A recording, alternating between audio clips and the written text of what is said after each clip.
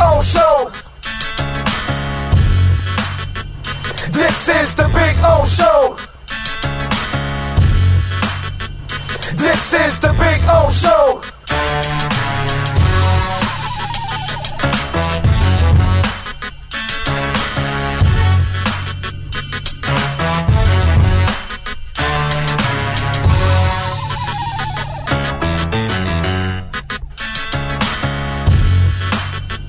This is the Big O Show.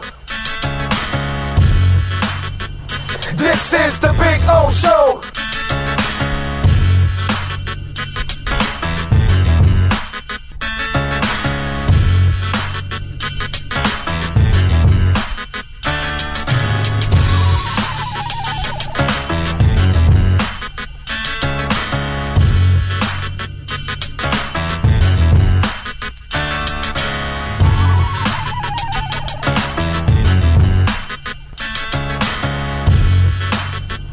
This is the Big O Show.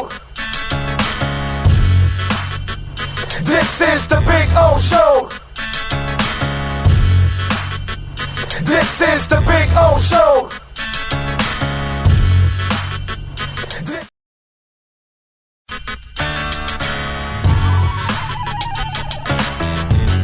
So here we are. I wanted to show you the backyard again because we had some trouble last time, but you know, cuttersedgepro.com does some amazing stuff, and they're the boys and the girl. They're having fun. There we go. Right, Maiden? Right, Bono? There we go. They're having fun. I'm having fun. Look at our Sylvester palm. It is beautiful. We got another one in the front yard like that. You can take your home and landscaping to the next level. And the artificial turf, look at that. Look at that. The two dinosaurs going at it, huh? Look at that. Gotta love the dinosaurs. Look at them. They like to bite each other's legs.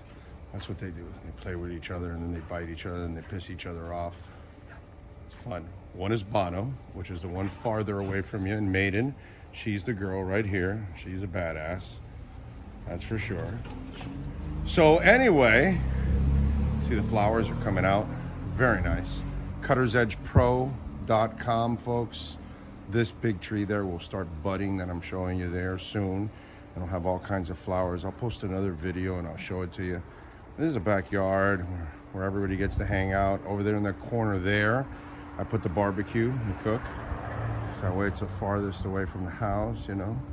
If I light myself on fire or somebody else, we're out in the corner away from everybody. There you go. So you can get some flowers coming out, which is a beautiful thing. And I swear by this artificial turf, it always looks phenomenal. I don't have to cut it.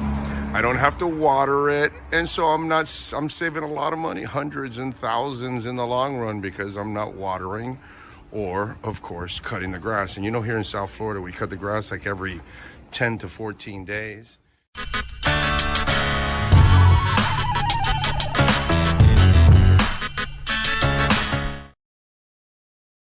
There's no need to drive around South Florida wasting valuable time looking for a new or certified pre-owned Acura. Go to the #1 volume sales dealership in the Southeast United States. Craig Zinn's Acura of Pembroke Pines. Purchase with pace and space in a dealership tailored to your needs. From home buying to providing that personal touch. Contact the 2020 Satisfaction Award winner Craig Zinn's Acura of Pembroke Pines. 888-776-5123. That's 888-776-5123. Or visit them at 15601 Pines Boulevard in Pembroke Pines.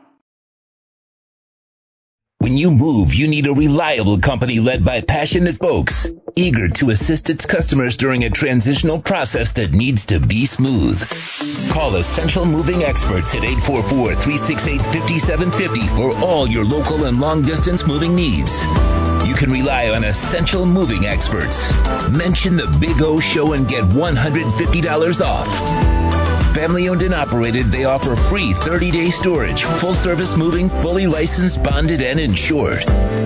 Moving was never so easy. EssentialMovingExperts.com. Welton Rayom has more than 62 years of litigation experience handling insurance disputes. They're committed to resolving even the toughest insurance claims quickly. Call them for a free consultation. 954-966-4646. At Welton Rayom, they don't get paid unless you win. Property damage claims to your home, business, or condo as a result of a hurricane. Welton Rayom can help. Water, mold, fire, smoke damage, Welton Rayom can help.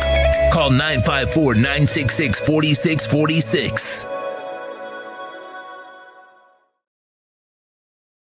If you're a Miami sports fan, then there's only one store to go to, and that's Caneswear at Miami Fanwear in Davie. They're your one-stop shop for all your Inter Miami CF, Canes, Dolphins, Panthers, and Marlins merchandise. They have hats, t-shirts, game day jerseys, and so much more. Located at 2511 South University Drive in Davie, and open 24/7 online at caneswear.com or intermiamiwear.com.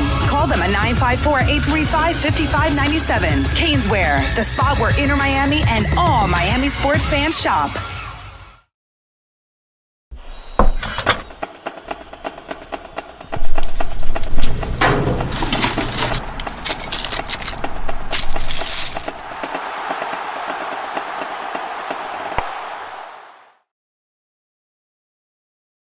For over 16 years, EJDconstruction.com has provided South Florida residents quality craftsmanship, accurate project management, and exceptional service. That's why EJDconstruction.com is an A-rated member of Angie's List and the Better Business Bureau. When you're looking for the right custom home builder for additions or home remodeling, please call my friend Eric at 305-433-4843. That's 305-433-4843 for EJDconstruction.com.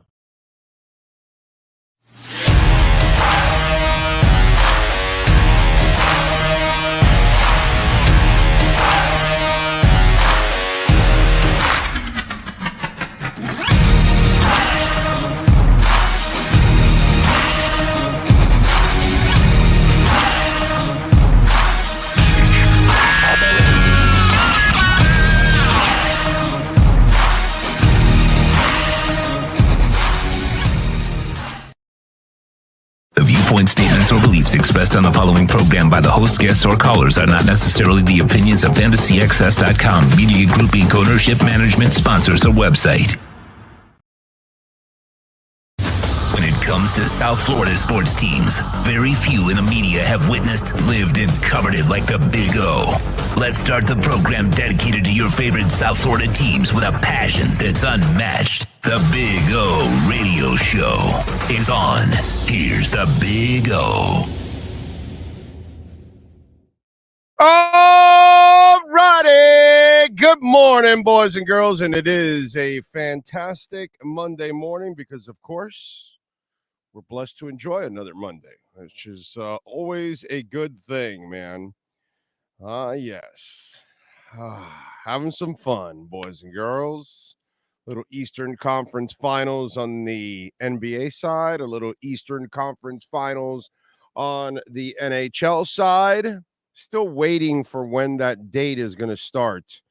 I don't know if you guys know this, but they're having trouble like within their own ordeal there, trying to set up.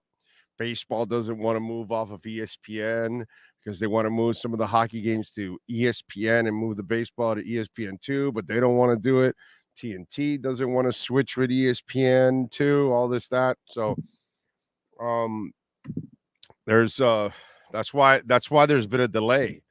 So we'll see what's going on and all the bickering behind the scenes and trying to accommodate stuff. So just kind of screwed up there. So we'll find out, I guess, eventually. I don't know if I think that has something to do with it, why there's been a delay, because it's kind of odd. You normally have the announcement and the start of the next series right away once everything is settled on both sides. You know what I mean? Even when it's not, actually, you'll have one team, hey, they're playing to be determined on the other, that kind of stuff, which is what was going on with the Heat. So we shall find out. But anyway, we got a bunch of things to talk about, obviously, with the Heat advancing, taking care of the Knicks, which really the Knicks aren't anything special. So I'm not really like, I was more impressed with beating Giannis and the Bucks when he came back from the injury and you beat him 2 straight times. That's much more impressive than anything you did against the Knicks. The Knicks are nothing. This will be the test for them now, obviously, the Celtics. I mean, selfishly, I was hoping that the Sixers would pull it off. I know Doc Rivers, James Harden, it's kind of stupid to, expect clutchness from those guys. But I was hoping for the Sixers because it would be the easier matchup. But got the Celtics. We'll get into that. Panthers, Carolina now in the conference finals. Looking forward to that. We've got the Dolphins signing Isaiah Wynn. I have something that you may have to think about here when we're talking about this, and it's not good. But we'll tell you about that also here. We've got odds to win the NBA title. We've got to get into Ja Moran, right? It's not Moran anymore. It's Ja Moran, right? Right? That's kind of what it is. So we'll get into the moron, and we'll talk about his stupid ass also. Inter Miami continues their winning ways. Got some music notes to talk about. Marlins. So we got all kinds of stuff. Rick D Man. Boy, you are awesome, Rick. Thank you, sir, for the love on the super chat, supporting the show. And thank you for the super chat on Saturday also, Rick. I know we didn't have a show, but you sent one in celebrating the Eastern Conference championships or appearances, I'm sorry, by the Heat and the Panthers. So, Rick, I did not forget what you sent in on Saturday also. So thank you for supporting the show. Many ways, as always. If you want to send in a super chat, you can do that. You can also make a donation through Cash App or Venmo at Cash Big O Show. That is Cash Big O Show. And with this little minor dip in Bitcoin, hey, man, you can make a Bitcoin donation to the show on Cash App or Venmo. Those are my favorites right there. Rick D. Man says, we got the Tua Waddle Hill. What a thrill mix now. We're going to need that Dolphins Panthers Heat can't be beat track. LOL. There we go. I like it. So it's fun, man. It's fun. Even Inter Miami now, they have turned their, we're losing a bunch of games. Looks like they lost out on Messi and Busquets. And, and you're thinking, oh, well, this season's gone to shit. And God, they've turned things around. They've won a couple games in the U.S. Open Cup now. They're in the round of 16 for the U.S. Open Cup. And now they've got a streak going on in the MLS. They beat the best team in the league on Saturday.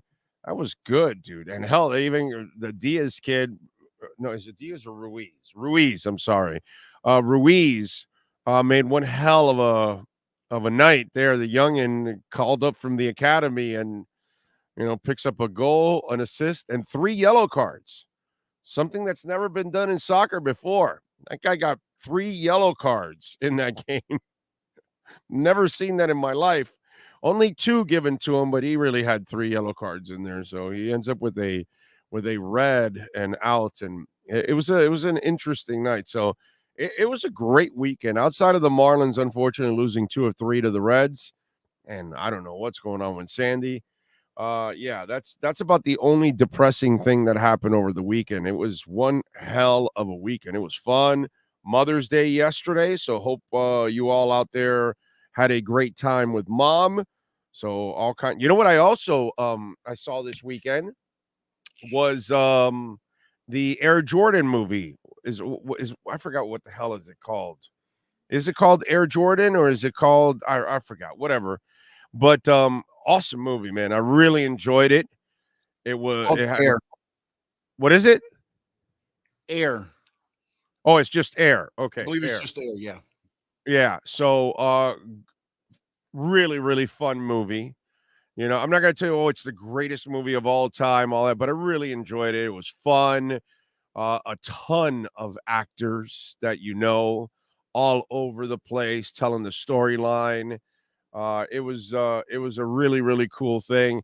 The soundtrack was outstanding because obviously it was in the 80s. So that was actually really, really cool. Yeah, just everything about it was just awesome. It was really fun and an interesting insight on how Nike became Nike thanks to Jordan. Obviously, they were always strong, but not like they were until the Air brand came in and kind of changed everything. I would suggest if you have Amazon Prime like I do, then you can watch it for free and you don't have to pay for it or anything. Whether you go to the theaters or you watch it on Amazon, either way, it is well worth it. It's good stuff, man. I really enjoyed it.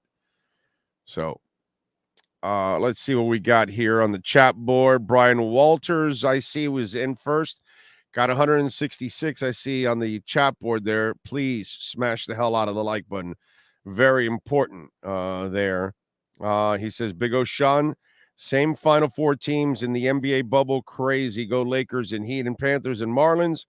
And when do we find out if the Panthers play again? It'll probably be around Wednesday, I would think. I don't think it's going to be much longer than that. How long are you going to have them off? Jamie Zorrilla is out in San Jose in the house. Kyle Cockrell is in the house. Let's see. I forgot to mention Isaiah Wynn. Yes.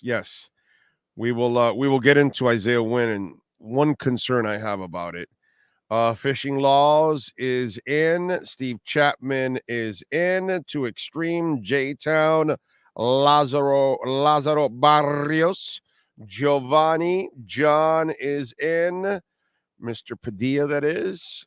Samuel Rosa, Omar Lopez, Steven Gonzalez says, good morning, Big O and Sean. Let's go Panthers in Heat. But damn, those Panthers are looking awesome. Yes, they are.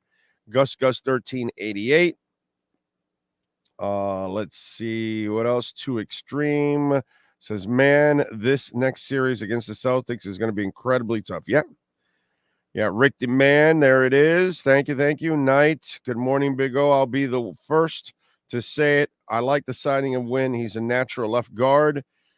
Samuel Rosa, good morning, Big O. Glad you're back. Sean, sorry you haven't been in chat. Have been doing something with the family, and family members have been watching the recordings after the live show. Well, thank you, Samuel. Appreciate it. Frankie Fresco in the house. Miami Breakers.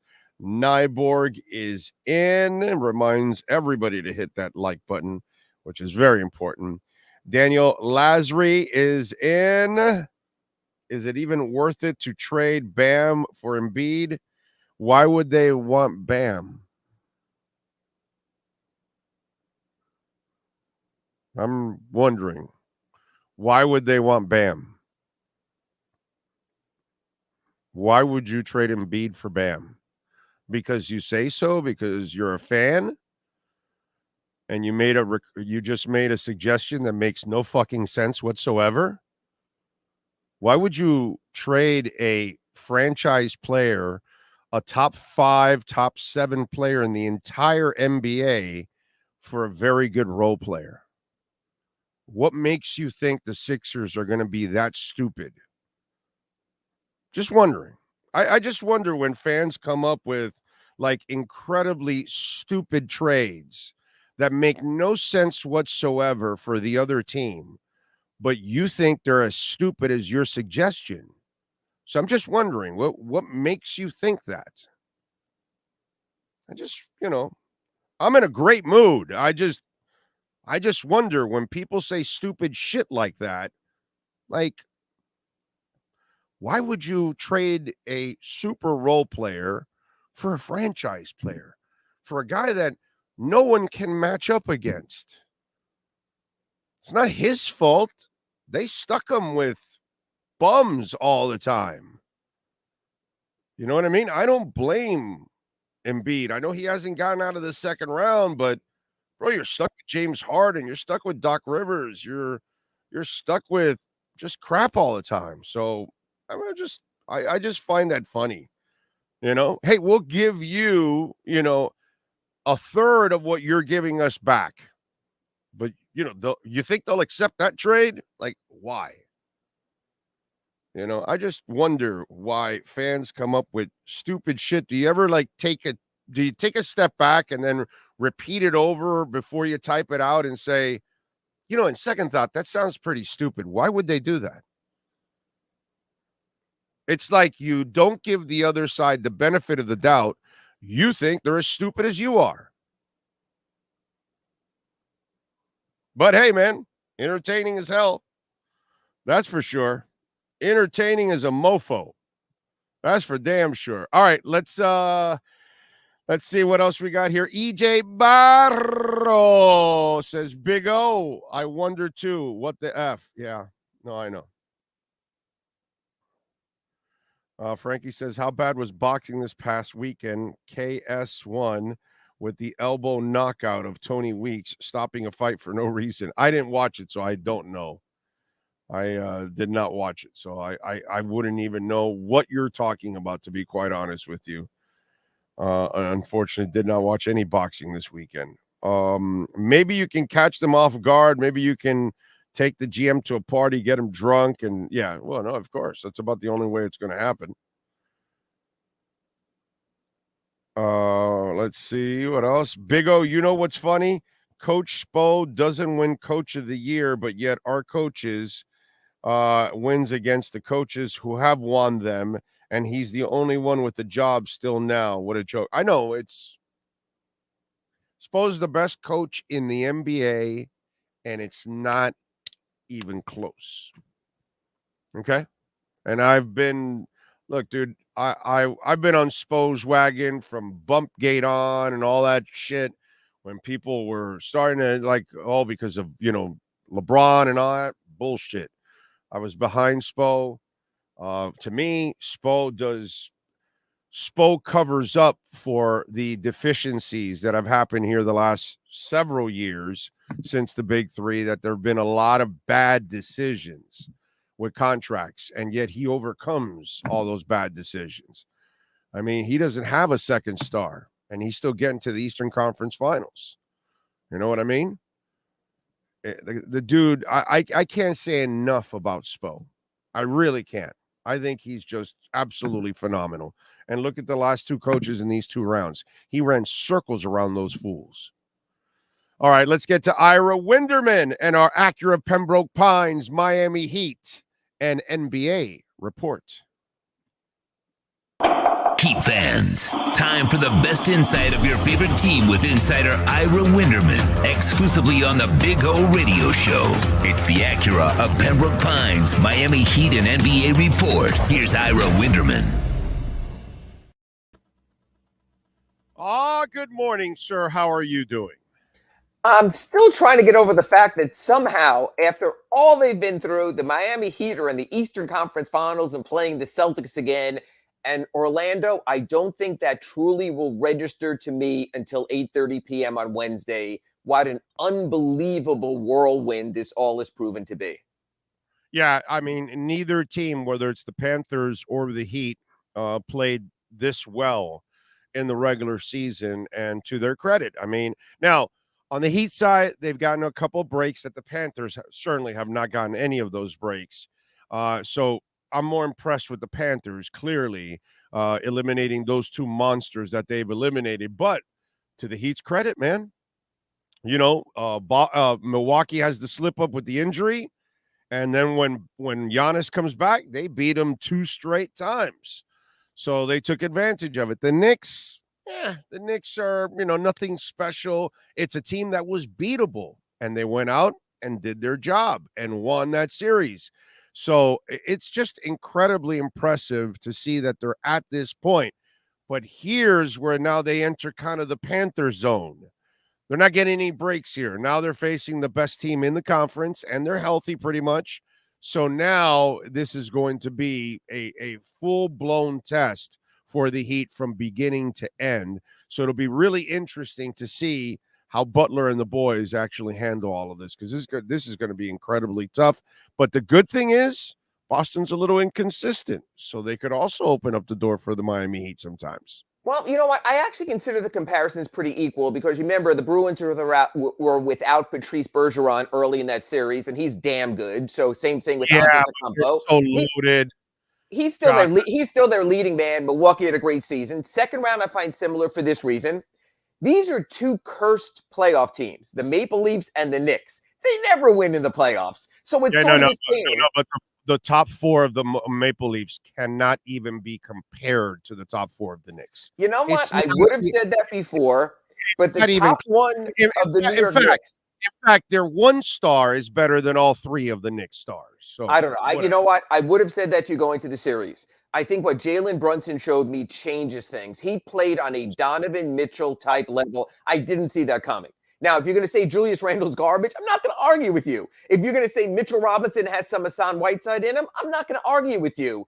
But the fact is that it's sort of similar that the Leafs are a cursed team, still a cursed team. The Knicks are a cursed team, always will be a cursed team. So you wind up with that. But yes, you're right. The Heat went from the highest level to a lower level back to a high level, where for the Panthers, it's been quality all along. I do agree with that, Big O. And I hope that the Heat, I don't want to say got overconfident against the Knicks, but they realize it's going to take a complete different level against Tatum, against Brown, against Williams, against Smart to win this series than the Knicks. The Knicks are just another team. They were overrated. They have a very good coach who pushed him with his tight rotations as much as he could. But yeah, I think the Heat definitely got a break in that second round. Would have been a hell of a lot tougher if they wound up playing Cleveland instead. let me ask you something, because obviously Jimmy has to be special in order for you to win night in and night out. Did it feel like he didn't have the amount of gas he had in the tank in the first couple of games against the Knicks than he did in the back end in the last two? Because all the players around him kind of stepped up and kind of helped him out, especially in that last game. Bam supported him. Some of the other guys came through. Lowry, some of these guys actually, they've done a really good job around him, supporting him. I was a little concerned, with Butler not having the same kind of energy towards the end of that Knicks series. All right, and I can fill you in to a degree, but I don't want to violate a confidence here. It was not the ankle. It was not fatigue. Jimmy Butler slept the wrong way the night before the game. I know this sounds like BS to you. That's why I didn't play it up. Oh, no, that could happen to any of us. And he was off, and he had an ailment, which I'm not going to say because I don't want to be the one to release it. It's sort of like, I could tell you he had an upper body injury if we're talking about like hockey, just a minor ailment. But he was not himself in that game, and he pushed himself through. Might wind up in the injury report, it might not. But here's the good thing, Big O. It was not the ankle. And it was not fatigue. He just had the kind of thing that old people like Orlando Alzagari, Ira Winderman, and 33-year-old Jimmy Butler get sometimes. The good thing is he had the time off. These 5 days have been huge or will be huge by the time he gets to Wednesday night. Here's my concern, Orlando, when I wrote about this. At least I didn't read it wrong. Right, that you were right. He did not have the energy. When I was looking at it, I'm going, he's not himself. Yes, luckily, we weren't playing a team that was, so thank God. Yeah, you're totally right on that. Here's my concern. And I wrote about this at the Sun Sentinel on my Ask Ira this morning. All of a sudden now there's no 2-day breaks. It's play, travel, play. So now the minor injuries we saw in previous rounds, when you had the 2-day breaks during the Bucks series, the breaks during the Knicks series, you're not going to have again the entire Eastern Conference Finals. Play off, usually with travel there. So now if Jimmy does have an ankle or it is something else, yeah, that's going to be a problem. Fatigue's going to be a problem. Interestingly, Boston only went 7 deep last night. You're getting 5 days off. Ahead of time. No, you're going in rested. But I'm saying it's not fatigue, it's an ailment. You turn that ankle 48 hours, you got to be ready later. That's the difference in this series. And again, I got you, but at least you didn't win the series 1 day off, and then you started the next series. Yes, you know what I mean. They'll be as healthy as they can. Still no Victor Oladipo. Highly doubt Tyler Hero in this round. Tyler even told us NBA Finals more likely. You know what's funny, Big O? When Tyler told us about his surgery, broken right hand surgery. And we were talking in Milwaukee, God, like a month ago now. And he says, I don't think I'll be ready for the conference finals. I'll be ready for the finals. And let's face it, We almost took that as the height of arrogance. Oh, how nice. You're going to the finals. Well, now it's possible. And here's, to me, is one of the craziest things about this year's playoffs.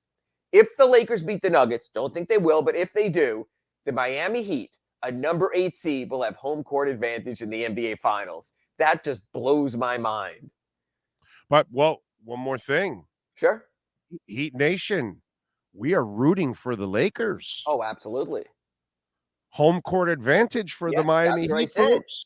Yes, that's what I said. They struggle against Jokic. They've played LeBron well. 6-game series in 2020. Yeah. Root, baby. Heat Nation out there, root, man, because you know what? This would be the karma we need. Right. Because what happened in the effing bubble was bullshit. That Bam and Goran get injured because one thing you cannot deny at that moment, Stella had her groove, bro.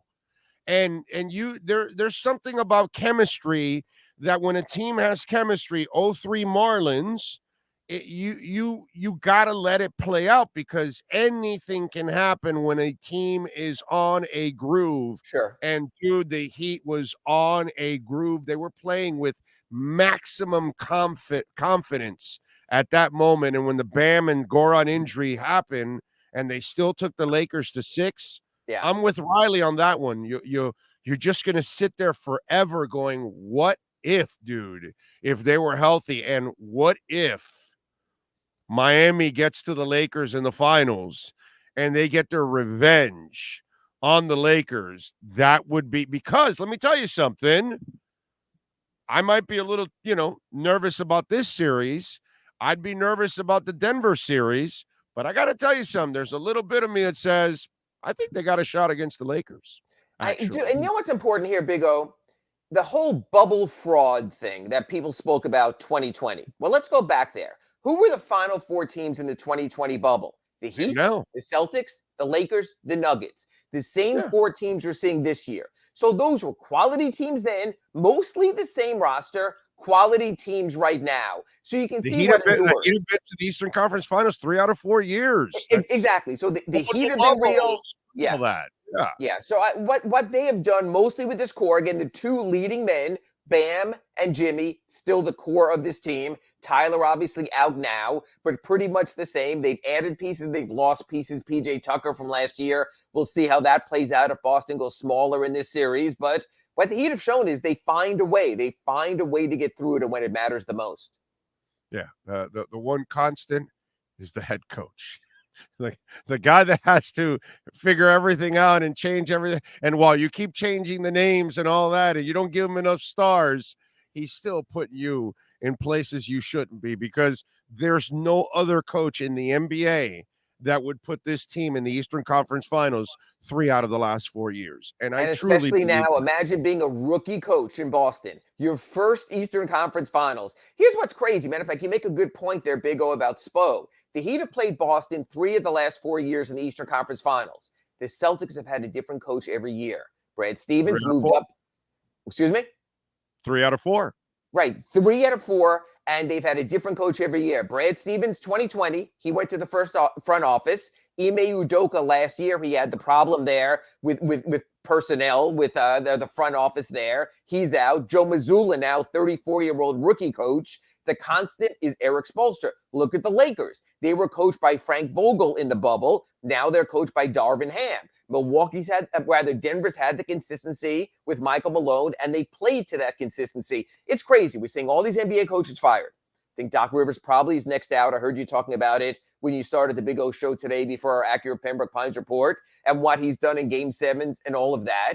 But you can see what consistency does. It adds a level of trust. You know who you are, how you're going to play, and what you're going to do. Michael Malone has shown that in Denver when you last with a coach. Eric Spoelstra, twice as long, has shown that with Miami.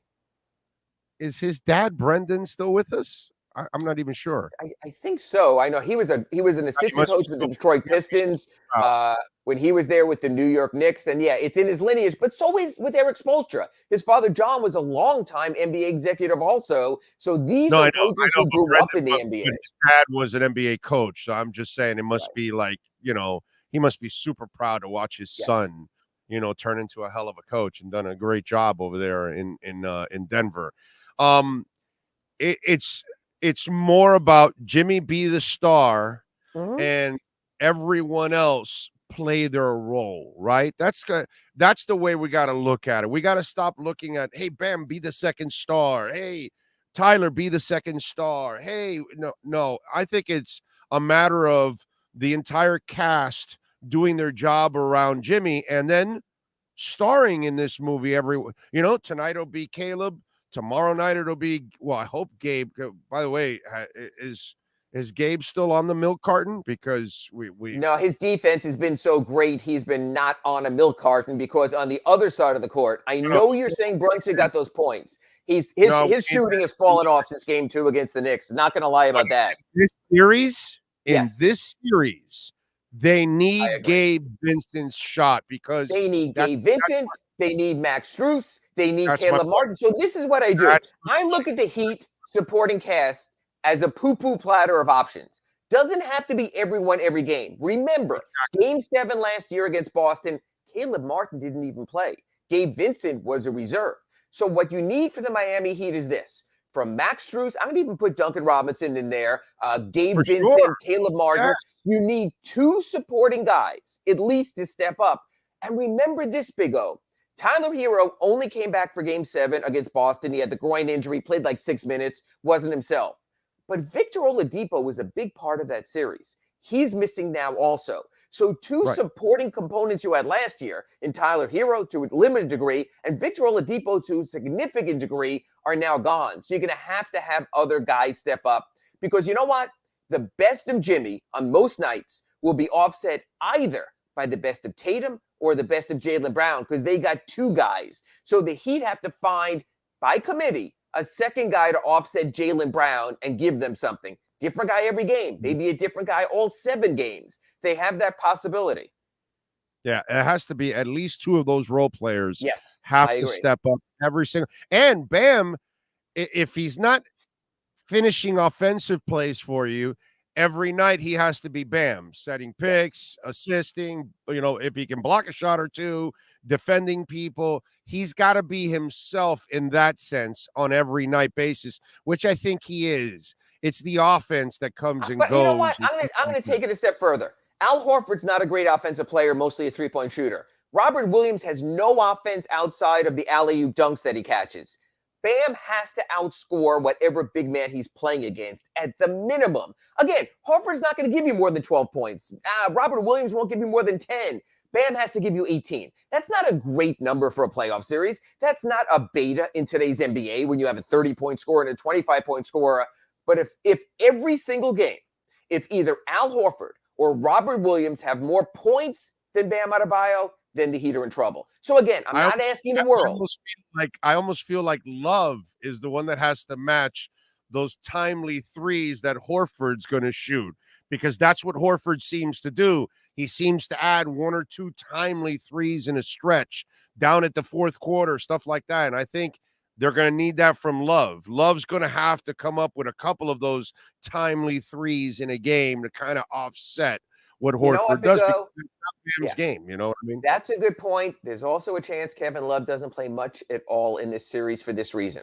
If Boston stays the way they were in the last 2 games with Horford and Robert Williams starting, of course Kevin Love starts. But Boston has played most of these playoffs with a lineup of Horford, Jason Tatum at the 4, Jaylen Brown at the 3, Derek White at the 2, and Smart at the 1. You cannot have Kevin Love in a starting lineup guarding Jason Tatum. So you say to me, no problem, Ira, put him on Horford. I'm fine with that, except Big O, I do not want Bam Adebayo starting defensively on Jason Tatum. That's a lot of running through screens. That's a lot of fouls. You can't afford that. I think if they go back to their small lineup, which I think Boston should, I think you're starting Caleb Martin at the 4. Eric Spoelstra has adjusted through the playoffs during his time. Then all of a sudden, Bam can guard Horford, doesn't have to worry about foul trouble, and Caleb Martin can guard Tatum. Yes. You can put Jimmy Butler on Jaylen Brown. You can put Gabe Vincent on Derek White. You can manipulate Max Strus either on Smart or Derek White and work it that way. Look, Strus is still going to have trouble defensively, but he fought pretty well in the Knicks series. So to me, the key is if Boston goes big, Kevin Love is fine. He can guard Robert Williams or Al Horford. If they go small and you have to put Kevin Love on Horford, I do not want to open defensively with Bam on Jason Tatum. It's too much of a risk. I don't want my best defender on the bench with 2 fouls 5 minutes into a game. All right. Can't let you go without asking you about Ja Morant. Oh, Morant? What is it, Moron or is it Morant? I'm sorry. If it's the French pronunciation, I'll let you go with that one. All right, Ja Morant. Talk to us. What's wrong with this kid? Does he not get it? You know what? It's not what's wrong with this kid, and I hate to put stuff off like this. When you make that kind of money and you have that kind of investment between your agent, between your endorsements, you have to have people around you. It's in life, Big O. It's your marriage. It's my marriage. It's good businesses. It's the Heat front office. You have to surround yourself with the right people. One of the hardest things that executives do is they bring in a player for an interview. You do it at the NFL Combine when you go. The NBA is going on right now in Chicago. And you interview the player. And you see mentally and background what he's all about. And you go from there. But it's managing the entourage. It's managing the associates that gets you in trouble. So yes, Ja Morant has made some really bad decisions. But you know what, Big O? The people around him have either allowed or facilitated those decisions. Big O, it's just like with my son or your daughter. You want them hanging at that age, you can't control it anymore, Ira. You know, as that's what I'm saying is with my son or your daughter, you say not that we have that problem with our kids, right? But once they get to a point that they're adults, they can do what they want. And so you can tell them many times, yo, don't hang around with this idiot. Yes. And then they're still going to hang around. And that's obviously. But that's what a good front office does. With dog shit, you know? That's what a good front office does is they strongly get in someone's ear. They put their own person there. You know, I don't want to say a babysitter because that's not fair to players, but they have their person there. The Heat have so many director of player programs. They have so many guys available.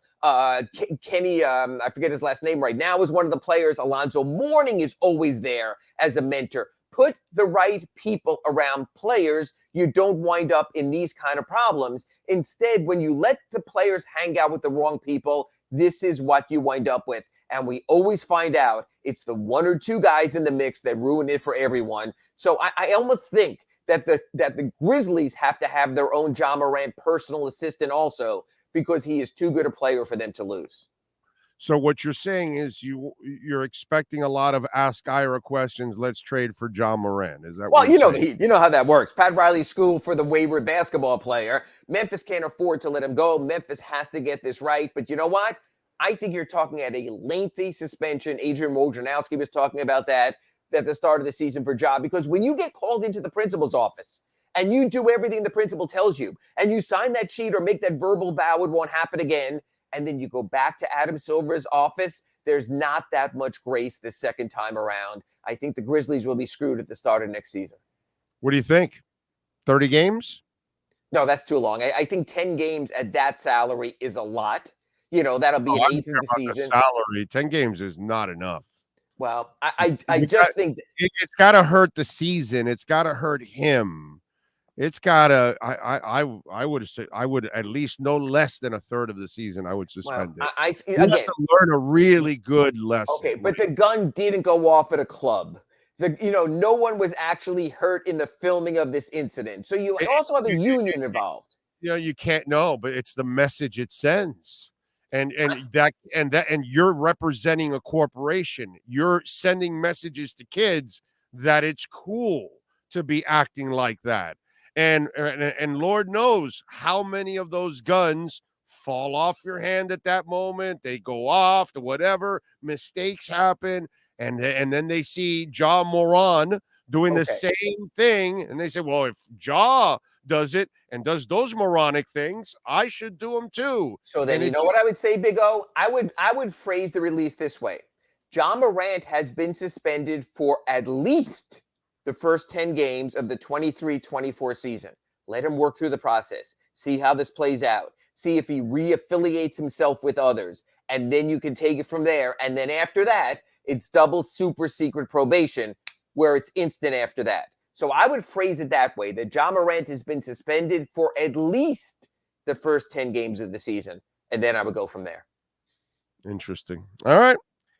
Follow him on Twitter at Ira Heapy. Catch his work there at the South Florida Sun Sentinel. What are you doing on the Sentinel leading up to game time? I just posted a story telling people, even though it's the same matchup 3 times in 4 years, it's different. The Celtics have home court this time. PJ Tucker's not with the Heat anymore. The Celtics have added Malcolm Brogdon. The odds have changed. Boston's the team with all the expectations now after losing in the finals last year. The Heat are 6-1 underdogs in the series, 8-point underdogs at the start. So that changes. The rotation is different. That players who were injured last year are back. Gabe Vincent's a starter. So it is a different look in the series. And also, so much of the rivalry, the ugliness has dissipated. No more Danny Ainge, so no more Pat Riley STFU. All of a sudden, Ray Allen has made his grace with the Celtics players, so there's not that antipathy now. Yes, Bam did make the block on Jason Tatum 3 years ago, but Bam and JT are pretty close right now. So I think the antipathy of Heat Celtics will just come down to quality competition. So that's posted at sunsentinel.com right now. Also did my Ask Ira, like I spoke to you about. There's only a 1-day break between games. You damn well better not get hurt in the series. Really interesting, Big O.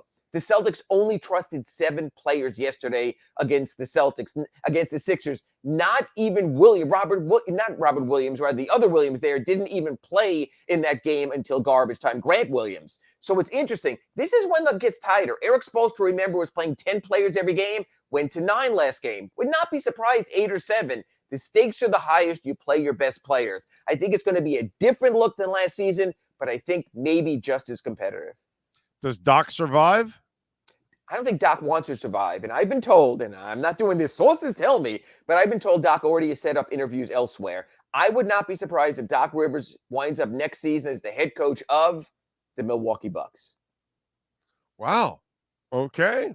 And everyone is looking for Monty Williams. The Sixers want him. The Raptors want him. The Bucks want him. Are people meddling into James Jones' business now? James Jones won't be there much longer. Now, that is a purely non-James Jones move. And someone like James Jones, who has the level of pride he has, you know what, Big O? It's like someone coming into you when you go back to terrestrial radio 10 years from now and telling you, we don't want Sean or we don't want your people. You're like, no, I'm doing it my way. I deserve the respect for you not to tell me what to do. That was not James Jones. James Jones put his name on the release. James Jones did not fire Monty Williams. The James Jones I know, that I dealt with in Miami, who lives here in Broward, who I deal with rather frequently when I'm out in Phoenix, would not have fired Monty Williams. That is, hey, I'm an owner. I got a lot of money. I got into a fight already with Nikola Jokic. I'm going to do what I want. God help the Suns. By the way, no shot I ever go back to terrestrial rate. Like, no shot. Like, zero. You know what? Okay? We'll make it worth your while. No. Never. Seriously, never. I mean, no. It's not even worth my while. Right. There's only one thing I would do, Ira. There's only one thing I would do because I'd never done it before, and I would love to do it. Is I'd like to be a rock DJ. That's the only thing that I would like to do, just for fun. That's it. Everything else I've done on sports side, so I don't. Well, really I'll turn this on Sirius. Is the most satisfying thing I've done. Period. I'll turn on Sirius, and when you're on Classic Rewind, I'll be listening. So Sirius is not terrestrial. Okay, that's satellite. It still comes in my radio. Look, as long as you protect Sean better than James Jones protected Monty Williams, I have no issue. Sean's always going to be, as long as Sean wants to be with me, he's always going to be with me. Now that goes wherever I go, Sean goes. That's for sure. If not, I don't go anywhere. That's for damn sure. But my point is, satellite maybe, terrestrial never. By the way, I'm going to send you a thing on Odyssey that they just sent me this morning, so you could just read and laugh because it's bad. Anyway, we will talk next week, my friend. Enjoy the basketball. Appreciate it. Catch you next week in our Acura Pembroke Pines report. Thanks, Big O. You got it. There you go. That is your Acura of Pembroke Pines Miami Heat and NBA report. Go to 15601 Pines Boulevard, folks. They got a large selection of brand new and certified pre-owned vehicles. Larry Schlossberg, Pat Nasto, Tony Stampone. Tell them that Big O sent you. They will take care of you at the finest dealership in the business, baby. Number one volume sales dealership in the United States. It's Craig Zinn's Acura of Pembroke Pines. You've been listening to the Acura of Pembroke Pines Miami Heat and NBA Report with Ira Winderman. When you're looking for award-winning service and great deals from the #1 volume Acura sales dealership in the Southeast United States, you go to Craig's Inn Acura of Pembroke Pines at 15601 Pines Boulevard in Pembroke Pines. All right.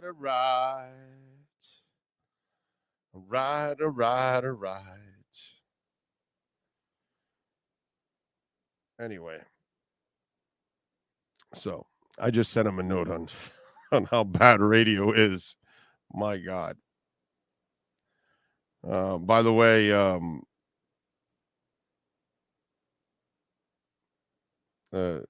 our local sports station in town, Odyssey, is now forced to sit down with senior lenders, loan and revolvers, and seek relief, but it will come at a cost.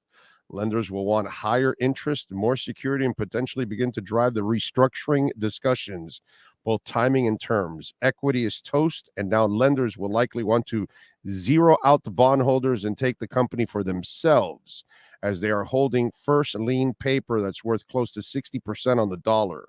Bondholders could stand to lose $1 billion in face value of their notes in its lenders' work with the company to cram them down for a small tip. Management talk of significant cost-cutting rings hollow with Opus X up 3% in Q1.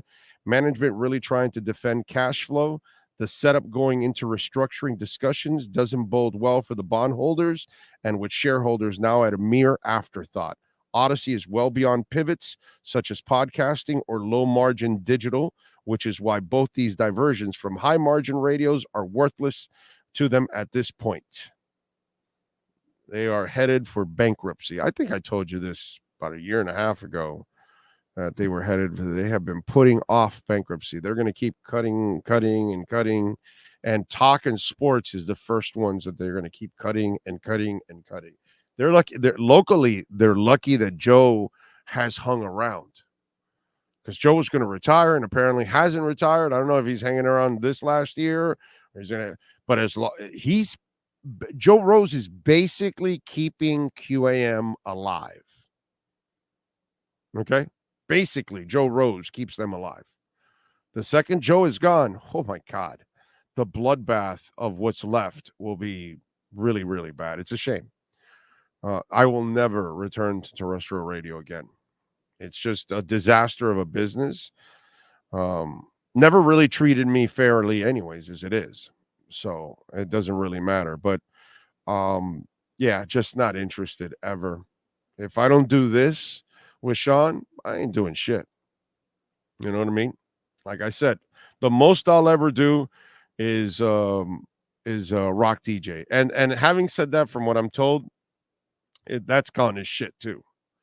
So, you know, Doc Rivers is overrated. Don't understand how he keeps jobs. Doc Rivers shouldn't be rated. I don't know why idiots keep giving him jobs, because the man doesn't get it done. Giovanni says, oh, you as a rock DJ, when and where, all in. I think I do a pretty good job. Thank you, Giovanni. I appreciate that. And I'm glad that you agree. I think I would be an awesome rock DJ. I would have a lot of fun with it. I think I would educate people, too, on the artists that they're listening to, the concerts. Obviously, very few people in town have been to more concerts than I have, and seen more concerts than I have in this town in the last 40-something years. So, yeah, that would be one thing that's the one thing that I would do. I wouldn't stop this, but I would love to do a little rock DJing. It's not a lot of talk going on, right? You know. So I could definitely see Big O Metal Monster podcast. I would subscribe immediately. It would be fun, man. It would be fun. Cap for Life says, you did a good move, Orlando. Yes. So I felt it from the get-go that this was I knew that this was where the business was going.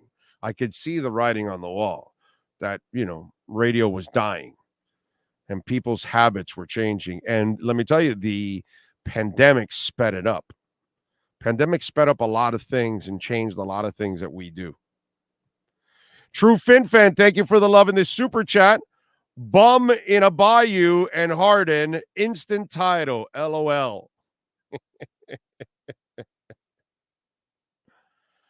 EJ Barro, hey, Big O, I wonder too, what the F? Thank you, EJ. I think we have another one here. Griffin Gaming, thank you for the love on the super chat. He says Heat versus Boston, NBA Eastern Conference Finals, and Florida versus Carolina, NHL Eastern Conference Finals. Yes, sir, Griffin, and thank you for the love on the super chat. Don't forget, you can also make a donation through Cash App or Venmo. And by the way, on Cash App and Venmo, you can send in a question, a comment, an insult, all kinds of stuff. So you can also send it there. We can answer your questions, your comments there on it. Let's see.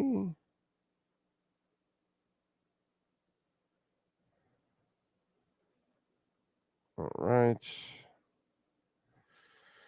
What else do we have going on? How's the market doing right now? Let's see. Bitcoin over 27.3.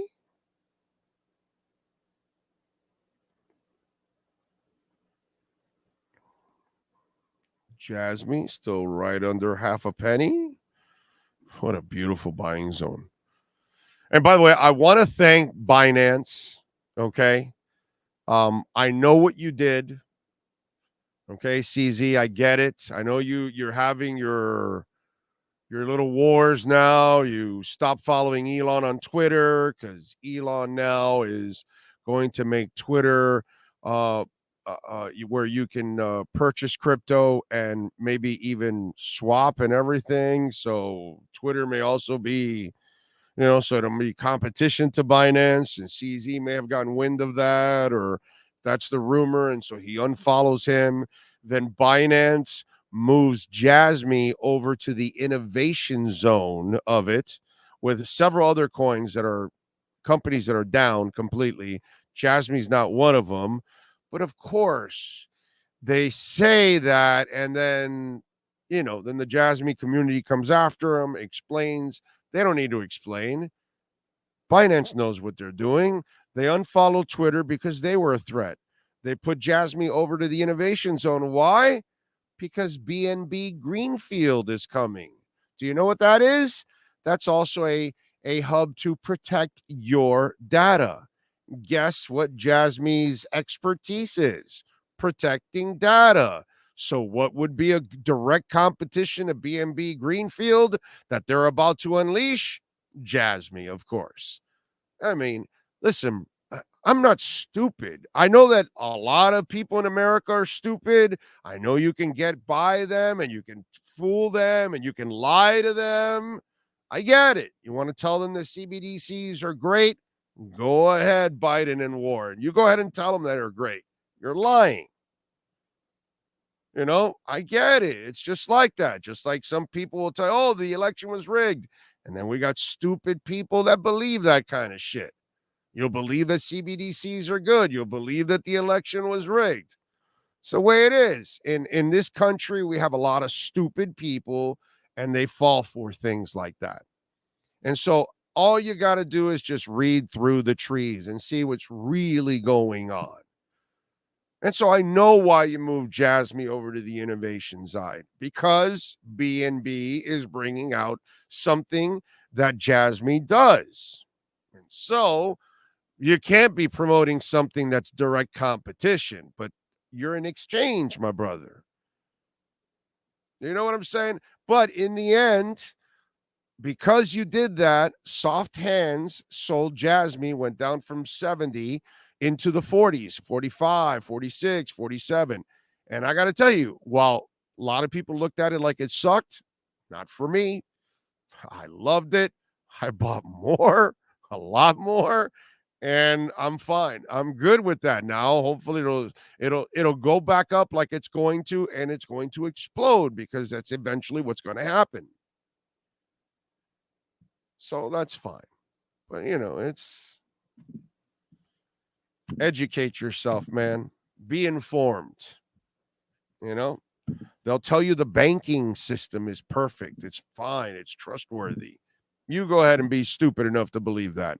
I think U.S. Bank is about to go down now. That's the next bank that's about to go down now. Yeah, no, of course, the banking system is fine. Yeah, you just keep believing everything they tell you because everything they tell you is the truth.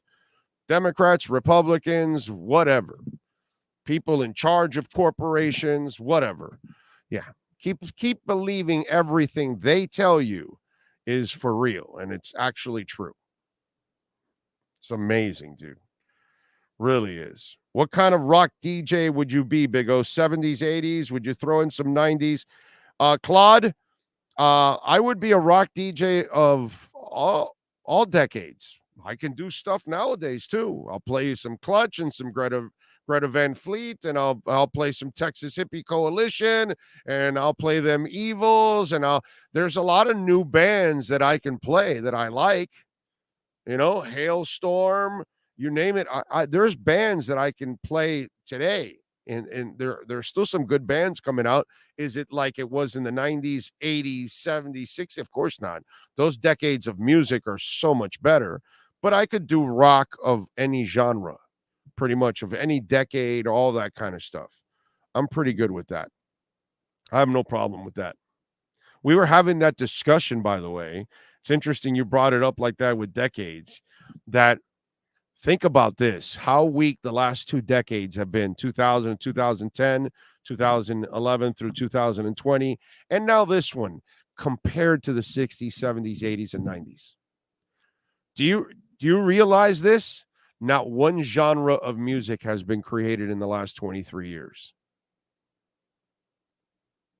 Not one. At least they created grunge in the 90s, right? But like what shitty rappers through auto-tune? Is that what they invented in the last 23 years? Is that a genre? Shitty rappers through auto-tune. But think about it. Was bluegrass invented in the last 23 years? Was rock? Was R&B? Was metal? Disco? Electronic? House? Surfing music? Punk? Rap? What was made in the last? What genre of music? Psychedelic rock? I'm sorry, I must have missed it here. Country? What was invented in the last? Nothing. That's how weak overall. Are there some good artists? Of course. But is it like it was? Not really. Reggaeton was invented in the 80s, my brother. I get it. You might have 3 pubics on your balls and you just showed up on this earth, probably. Reggaeton was invented in the 80s. So, yeah, mumble rap. Right. That's it. Mumble rap is the only thing that they have.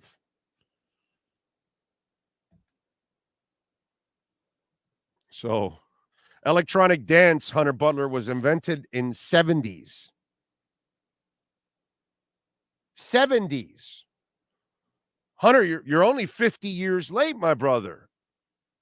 You know, all you had to do is go back to Kraftwerk. That's where it started. Okay? So that's my point. You know? Nothing has been invented in the last 23 years. That's how freaking weak music is. All they do is steal from the past. All they do is copy from the past because they've got no creativity right now. They're done. They do that in commercials. They do it in movies. They do it in music. They do it in TV shows. They repeat everything pretty much. Not one genre of music has been created in this millennium. That's crazy, dude. Okay? So, reggaeton was late 80s to early 90s. Exactly, right? You know, obviously, but, you know, some people that They don't know me. Oh, electronic. No, dude, electronic's 50 years old, bro. Relax. Take it easy, bro. Electronic's way old. You know, you don't know anything at this point. Reggaeton. Yeah, no, dude. Reggaeton was created a long, long time ago. You know. So, Big O, I honestly heard country rap while tailgating at a SC football game about 8 years ago. LOL. Country rap, I mean, if that's a thing, okay, but it's kind of a mix of two things, country and rap. You know what I mean? I don't know if that's really a new genre of music. That's just a mix of two genres. But, you know. So, and by the way, if you want a country rap, the devil went down to Georgia. He was looking for a soul to steal. He was in a bind. He was way behind. He was looking to make a deal.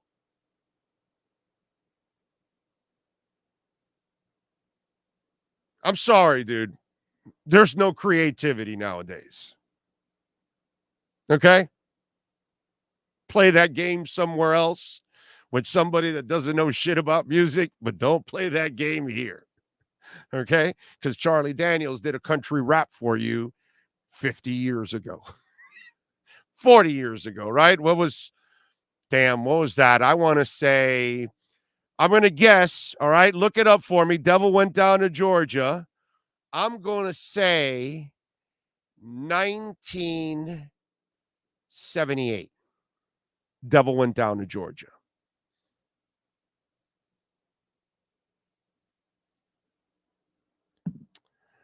Anyway. Yeah, country rap maybe will come around one day and then they'll say, yeah, that guy, Charlie Daniels had the first country rap. What year?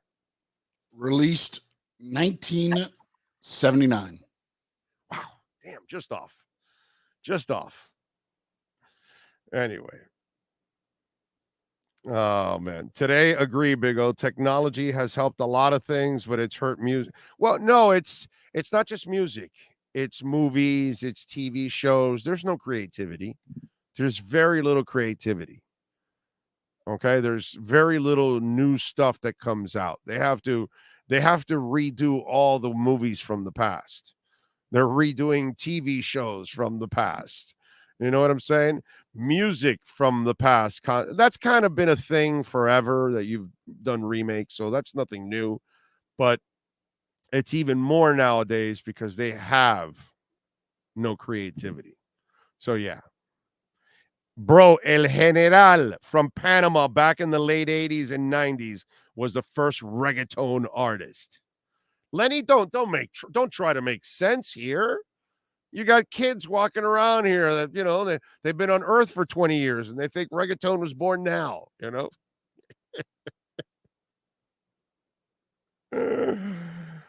That's also why they have to bring back TV shows from before, because no one has any clue on how to create a show everyone will like. Exactly. You know?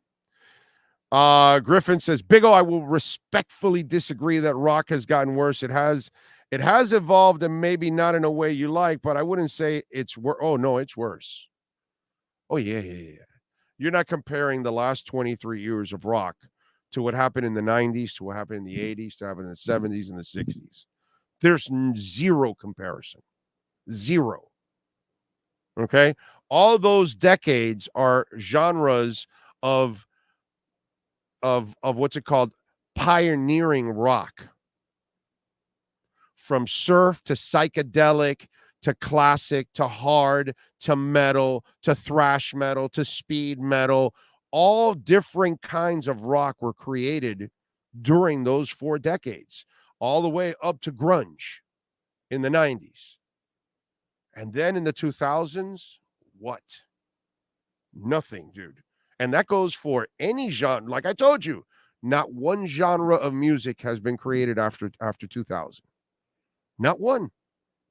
Everything 90s and back. Everything. So, of course, it's worse. Are there still good bands? Yeah, dude. Clutch is a hell of a band.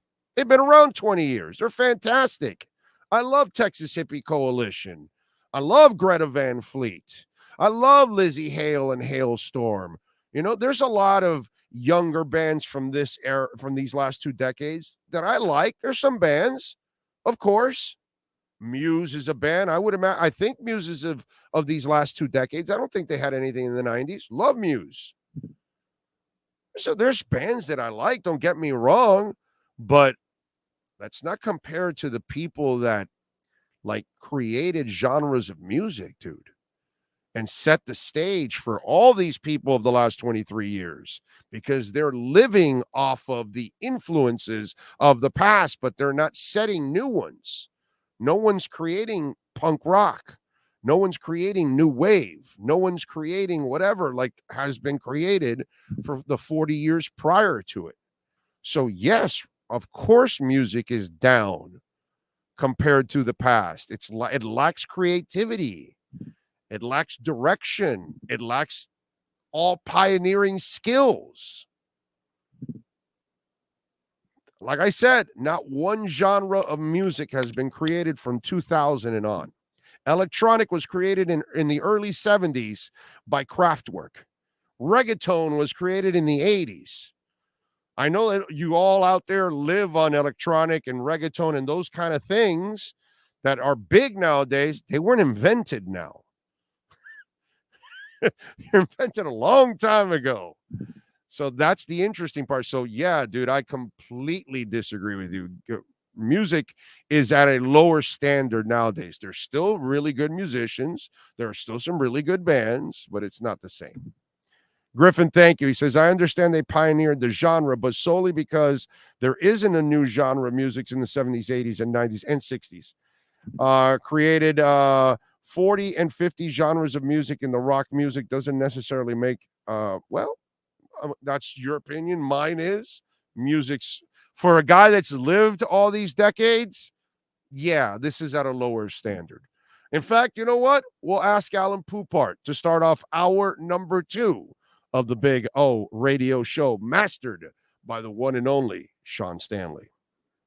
If you're a Miami sports fan, then there's only one store to go to, and that's Caneswear at Miami Fanwear in Davie. They're your one-stop shop for all your inner Miami CF, Canes, Dolphins, Panthers, and Marlins merchandise. They have hats, t-shirts, game day jerseys, and so much more. Located at 2511 South University Drive in Davie, and open 24/7 online at caneswear.com or innermiamiwear.com. Call them at 954-835-5597. Caneswear, the spot where inner Miami and all Miami sports fans shop. When you move, you need a reliable company led by passionate folks, eager to assist its customers during a transitional process that needs to be smooth. Call Essential Moving Experts at 844-368-5750 for all your local and long-distance moving needs. You can rely on Essential Moving Experts. Mention the Big O Show and get $150 off. Family owned and operated, they offer free 30-day storage, full-service moving, fully licensed, bonded, and insured. Moving was never so easy. EssentialMovingExperts.com. For over 16 years, EJDConstruction.com has provided South Florida residents quality craftsmanship, accurate project management, and exceptional service. That's why EJDConstruction.com is an A-rated member of Angie's List and the Better Business Bureau. When you're looking for the right custom home builder for additions or home remodeling, please call my friend Eric at 305-433-4843. That's 305-433-4843 for EJDConstruction.com. The viewpoint statements or beliefs expressed on the following program by the host, guests, or callers are not necessarily the opinions of FantasyXS.com, Media Group Inc. ownership, management, sponsors, or website. Dolphins fans, time to get insight on your favorite team with your favorite reporter with an Expos hat. Sports Illustrated's Alan Poupart in our EJDConstruction.com Miami Dolphins report, exclusively on a Big O radio show. All right. There he is, the man, the myth, the legend. What are you jamming to there? Why are you bopping? What am I? What? No, I'm neither one. Oh, okay. All right, no, because you were bopping. I'm wondering. Oh, like this? No, I'm. Yeah. I thought there was some music going on in the background of hockey practice. No, no, just the sounds of pucks meeting the sticks and the ice blades swooshing across the ice. How's that for All right, description? so there we go. We'll get a little Dolphins and Panther talk and music talk in this segment. Is it amazing to you that no genre of music has been created in this millennium? It's and mind you, when you were running through the list of all the genres, you left out my favorite by far of all time. Made me sad. New wave? Progressive. Okay, progressive. Progressive Oh, rock. That's progressive. Oh, you talk about Yes and Supertramp, Genesis, Rush and Genesis. Okay. Yeah. Do you like progressive rock nowadays, like Dream Theater? Do you listen to shit like that? I don't listen to a ton of new music. Oh, have you ever listened to Dream Theater? I may have heard a snippet. Don't they have like one song that's famous and that's also very, very long? That's the one that rings a bell, and it didn't grab me. Man, you should give them a little bit more, bro. Petrucci is an excellent. To me, they've got one of my favorite drummers on the planet, Portnoy. I just saw Portnoy now with the three guys with Billy Sheehan and ZZ Top. Winery Dogs. I saw him at the Culture Club, the Culture Room. Oh my God, that was such an amazing show. Do you know anything about the Winery Dogs too? No. Cool, dude. Oh, that's an all-star band, bro. Okay. It's like a powerhouse band. Billy Sheehan is one of the best bassists on the planet, dude. Oh, you should catch up to a little Winery Dogs, bro. Okay. You should. But by the way, it is weird, right? Because you and I grew up as decades went by, they added new styles of music to it.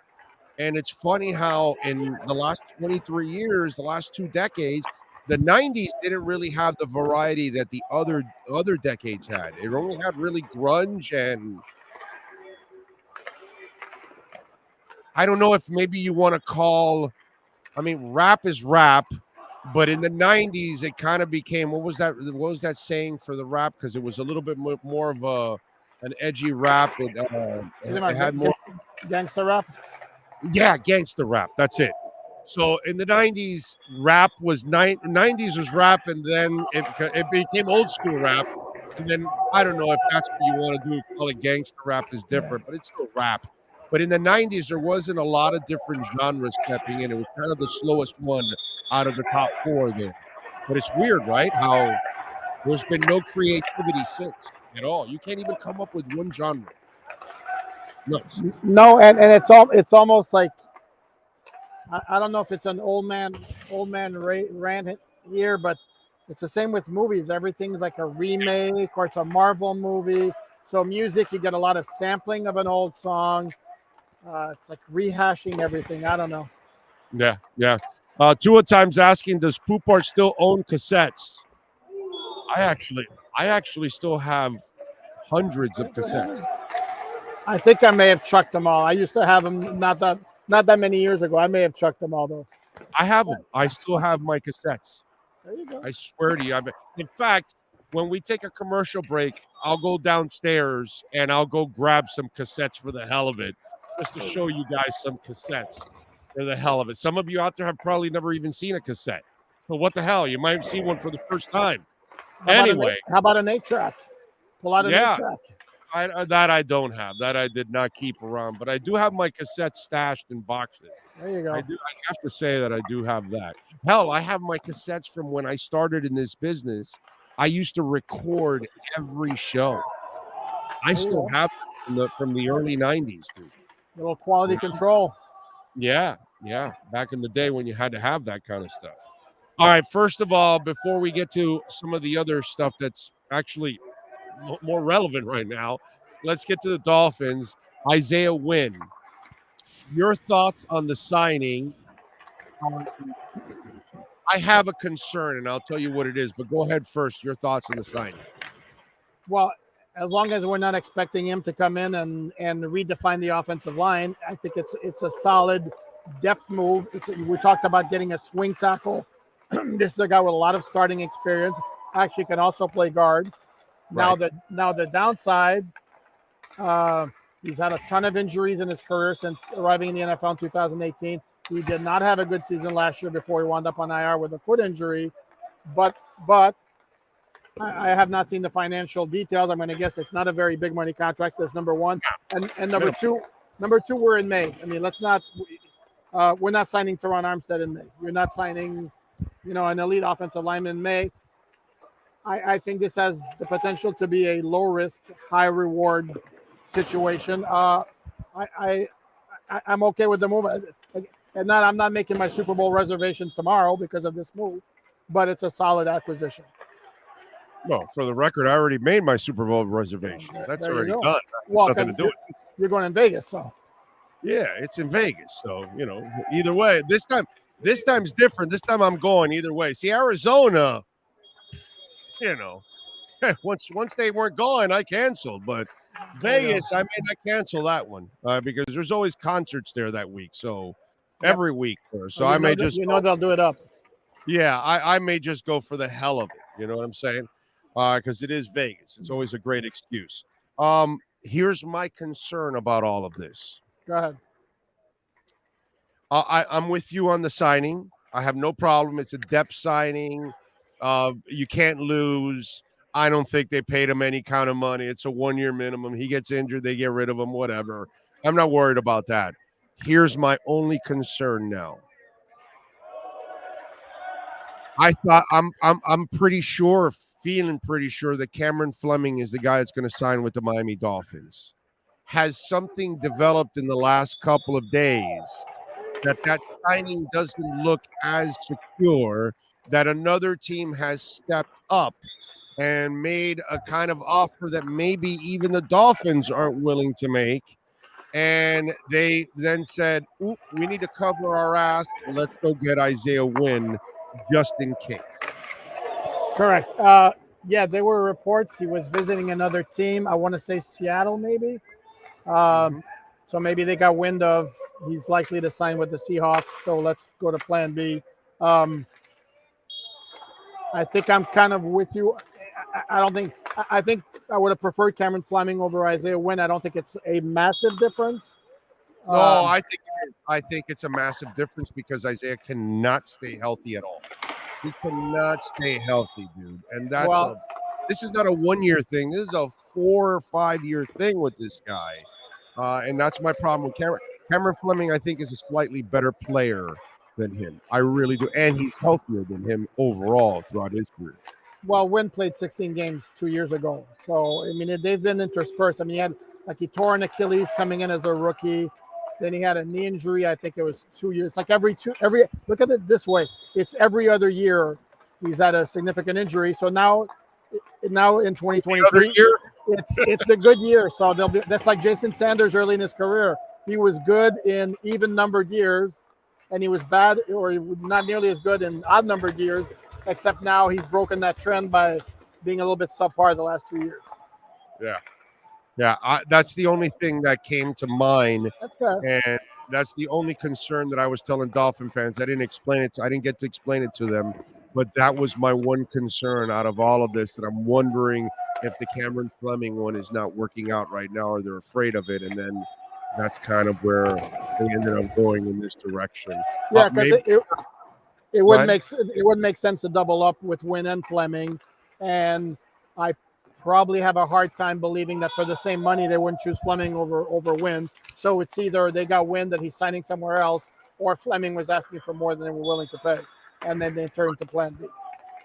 Right, and I think that's what's, to me, that's, I have no facts on this. It's just kind of the way I'm reading, what's going on. Overall. So we'll see what ends up happening. But I do like the signing as a depth signing, and you could be right. Maybe it's funny that maybe this is the year he stays healthy for them. Kind of like the Eric Fisher guy. He had a lot of injuries. You brought him in, and you had him there waiting in the wings, and then eventually he got injured anyways, and he wasn't going to be able to help you if you needed him. You know what I mean? And that's in practice, no less. Yeah, exactly. And that's what you fear the most. All right, you're covering a team that is, bro. When's the game? Wednesday? Uh, maybe. I think what's at play here is ESPN is splitting the conference finals with another network, which is Well, TB. oh no! Wait a minute. What? MLB refuses to move off of I know. ESPN. I They know. want to move them to ESPN2. Then TNT refuses to switch games. This has become a complete shit show right now Well, for it's them. why. Wow. No, it's why. Whatchamacallit? It's why that Edmonton Vegas game last night didn't start until 10 p.m. because they were showing Cardinals Red Sox at 7 p.m. on ESPN. So anyway, I think they're waiting to see the result of Game 7 of the Seattle Dallas series tonight. So ESPN gets its choice of which series they want to focus on, and then that's going to determine when it's going to be. But it is like, I mean, this Florida Carolina matchup's been set since Friday night, and we still don't have a starting time for the schedule. Yeah. Less than ideal. Yeah. I mean, both teams are getting rest. That's for sure. Yep. They'll be well rested. Because shit, didn't the Panthers like go from one day off to the next series right away? Yeah. I mean, and they were rushed right into the Boston series, right? Correct. Yeah, I mean, like this is like the first time they kind of get a real break, overall. No, they were off. They were off yesterday, which was very much welcome from their standpoint at this time of year. So. No, definitely. How are they physically, health-wise? Everything kosher? They're good. As I'm watching practice, Ryan Lomberg, who hasn't played since the latter part of the Boston series, is on the ice. He does not have a yellow jersey, which means sounds like an all clear. I don't see Bennett and Kachuk. I haven't seen out here today. I'm going to guess it's just one of those. They don't really need to be out there. So health-wise, they're about as good as can be. Yeah, and by the way, this is the best foursome of studs you've seen on one Panther team, offensive studs that you've seen on one Panther team, right? It's kind of the same. If you do it, it's the same last year. They had the same guy, except take away Kachuk and you put in Huberdeau, and they were just as potent. And they're more what they are is they're grittier and they play a different style.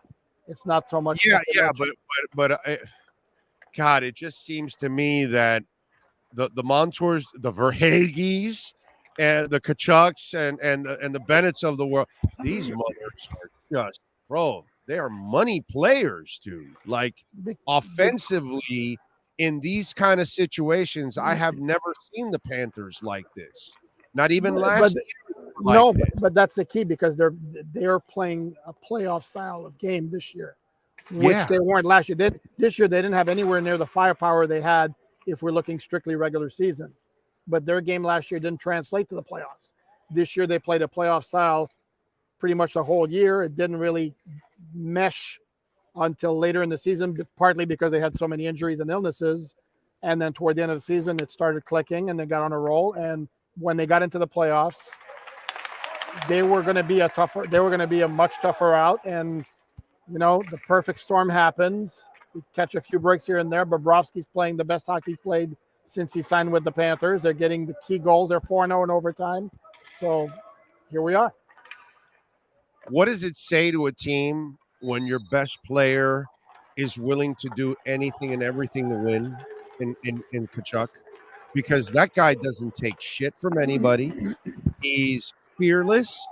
He'll live in front of that net. He'll jab at you while you're trying to break shit up or whatever.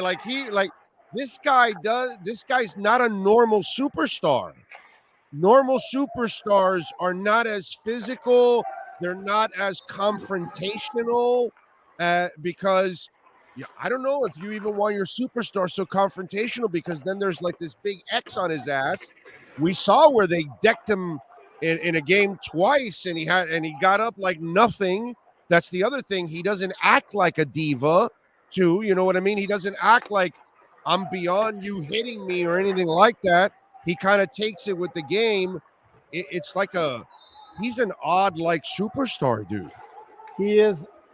Here's what I'm going to tell you. He is the rarest commodity in hockey, which is he is a highly, highly skilled player who plays a sandpaper style, who will get under the opponent's skin and piss him off at every turn and set the tone for his team. Like Connor McDavid's the best player in the NHL by far, but he's a finesse player. Matthew Tkachuk, again, that combination is practically impossible to find.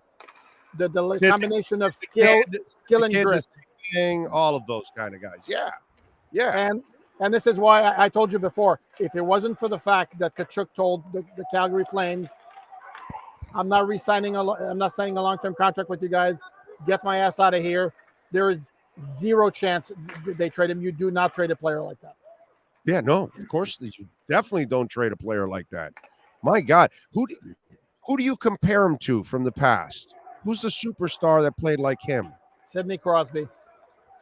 The younger Sidney Crosby? Well, Sidney Crosby is still very, very good. But it's the same type. Sidney Crosby. Is he what? He agitates like this guy? Oh, my God. Yeah. Sidney Crosby is no saint. Oh, yeah, he's got a dirty side to him. Okay. Plays with an edge, quote unquote, is how they phrase it. Oh, yeah. Okay. All right. Ovechkin a little bit. Yes. That's a good one. That I've seen plenty of. Yeah. I guess I don't know why. I guess I watch Sid more in his highlights than I do watching him every minute, every game to see how he agitates somebody. But there's some players in the NHL who tell you he's actually dirty. So, he plays with an edge. All right. What do you think about this series?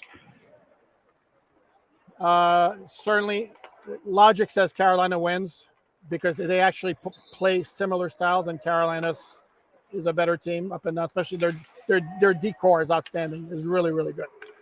Having said that, I'm not about to put anything past the Panthers, but I will repeat: logic says Carolina's a better team in the series, okay. and I hope I'm wrong. So do I. I definitely hope you're wrong. It would be really, really nice. Follow him on Twitter at Poupart NFL. What are you working on SI? So folks can check out alldolphins.com and bookmark it. A couple of things. Omar and I did a podcast earlier today. It's going to be up on YouTube later in the day. I don't know exactly what time. He's also working on a story on Tua and his weapons. I'll probably have something on the new defensive backs they added to the roster as they keep making some roster adjustments here, and whatever else comes up, we will be attacking. Probably do a couple more things related to the schedule because even though I had this discussion with Omar, I happen to think that the actual schedule itself, not just who they're playing, but what time of year is of consequence. Okay, there you go.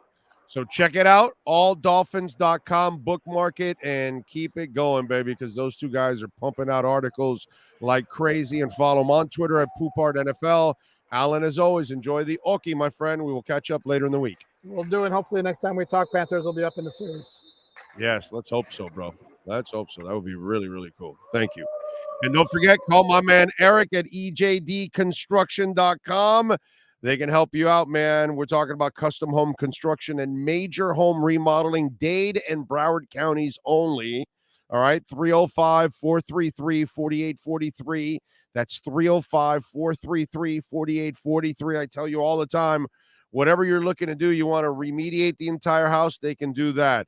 You want to add a new room to the house, you can do that. You want to modernize the kitchen, you want to create a really creative man cave and all that. Two of our listeners now, all right, are doing one already did it. The other one now is doing the same thing, a home theater. Okay, with stadium seating. Super. I mean, I don't have a home for that, but those of you that are blessed to have that kind of a home that you can have one of those rooms and create, a home theater with stadium seating. Hey, more power to you. Call the great people at EJD Construction. Tell them that Big O sent you. 305-433-4843.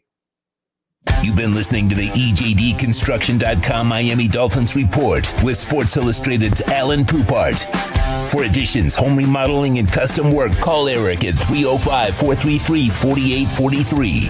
EJDconstruction.com is your custom home builder and general contractor you can trust. 305-433-4843.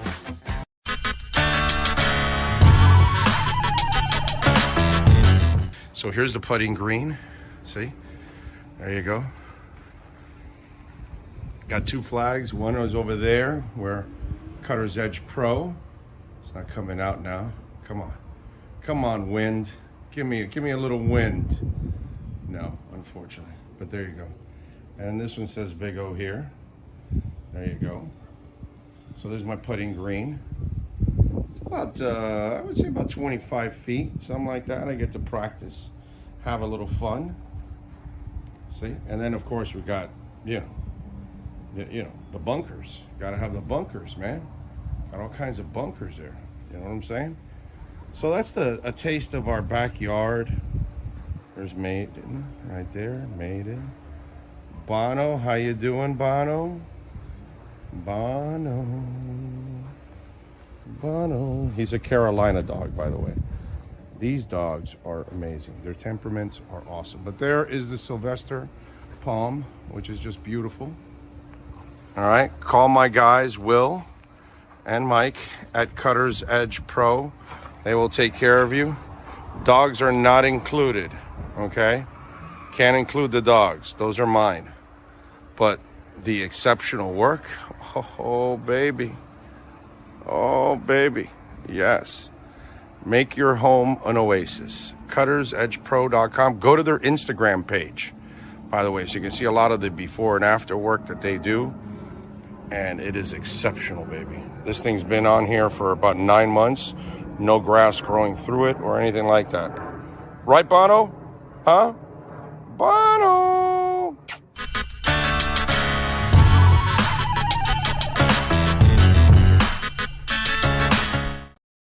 There's no need to drive around South Florida wasting valuable time looking for a new or certified pre-owned Acura. Go to the #1 volume sales dealership in the Southeast United States. Craig Zinn's Acura of Pembroke Pines. Purchase with pace and space in a dealership tailored to your needs. From home buying to providing that personal touch. Contact the 2020 Satisfaction Award winner Craig Zinn's Acura of Pembroke Pines. 888-776-5123. That's 888-776-5123. Or visit them at 15601 Pines Boulevard in Pembroke Pines.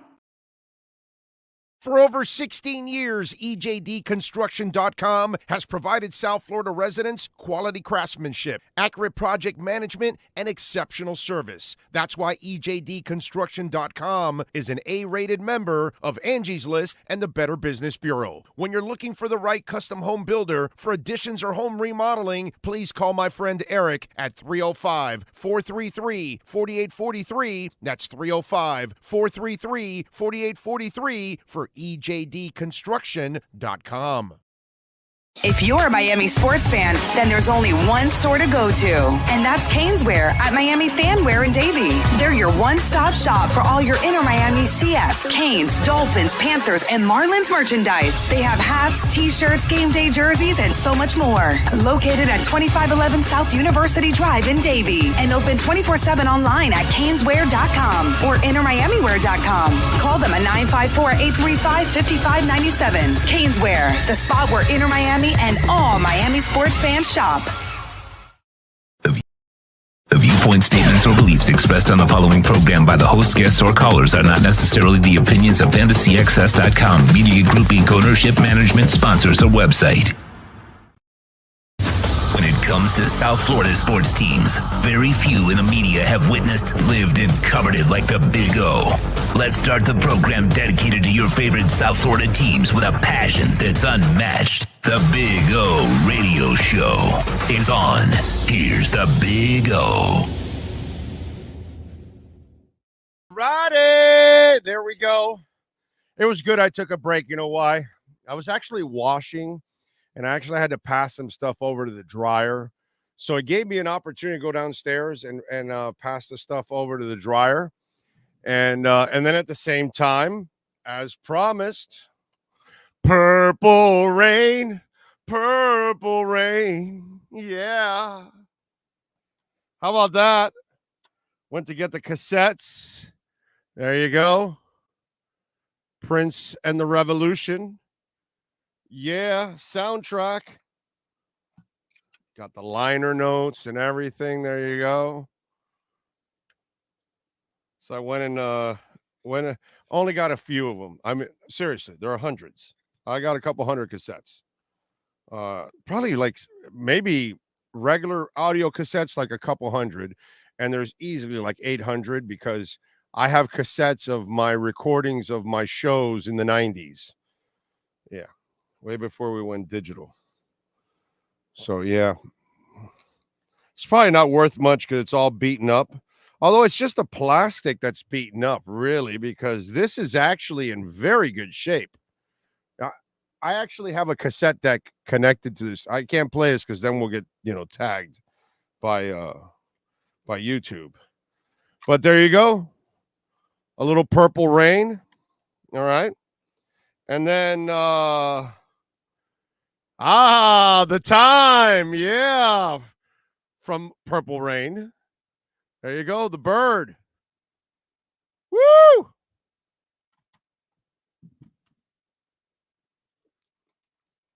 Little Berlin. Little Love Life. This is the one. Let's see. Yeah, No More Words. Okay.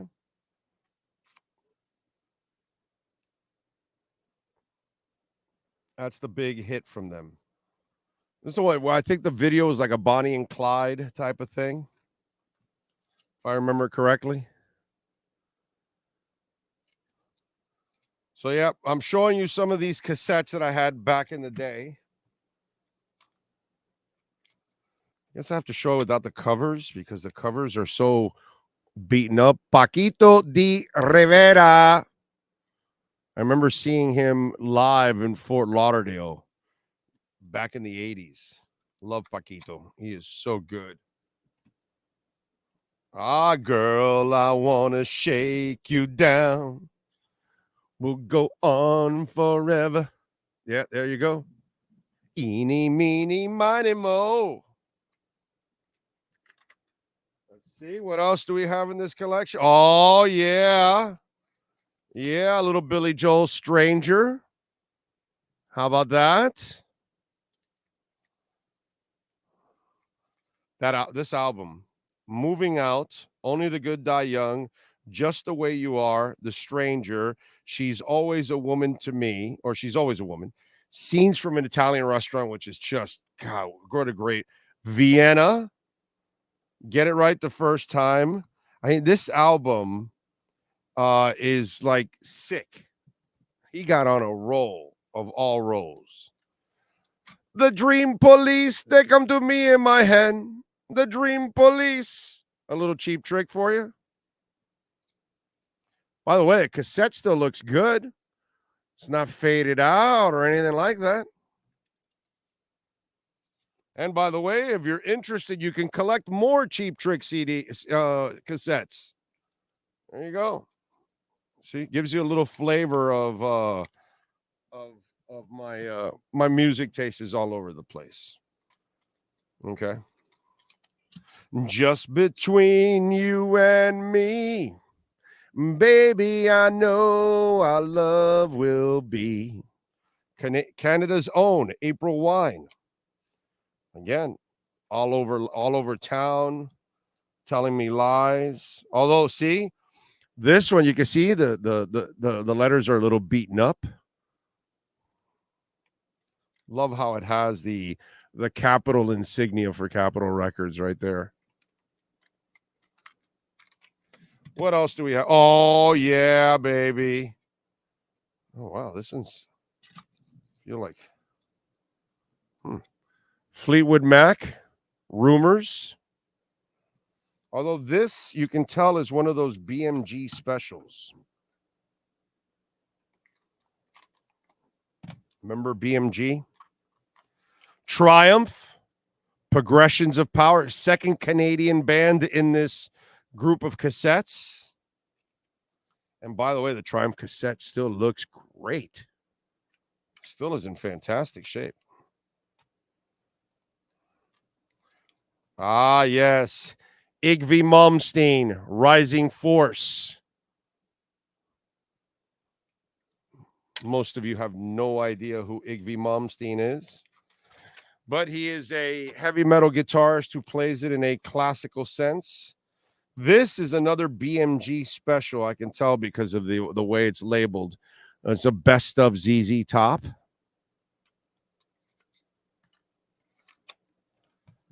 And then, wow, okay. A little Led Zeppelin for you. There you go. Brought down some cassettes for you, just to give you a little flavor, a little flavor flav of the cassettes we were jamming back in the day. There you go. Which one was your favorite?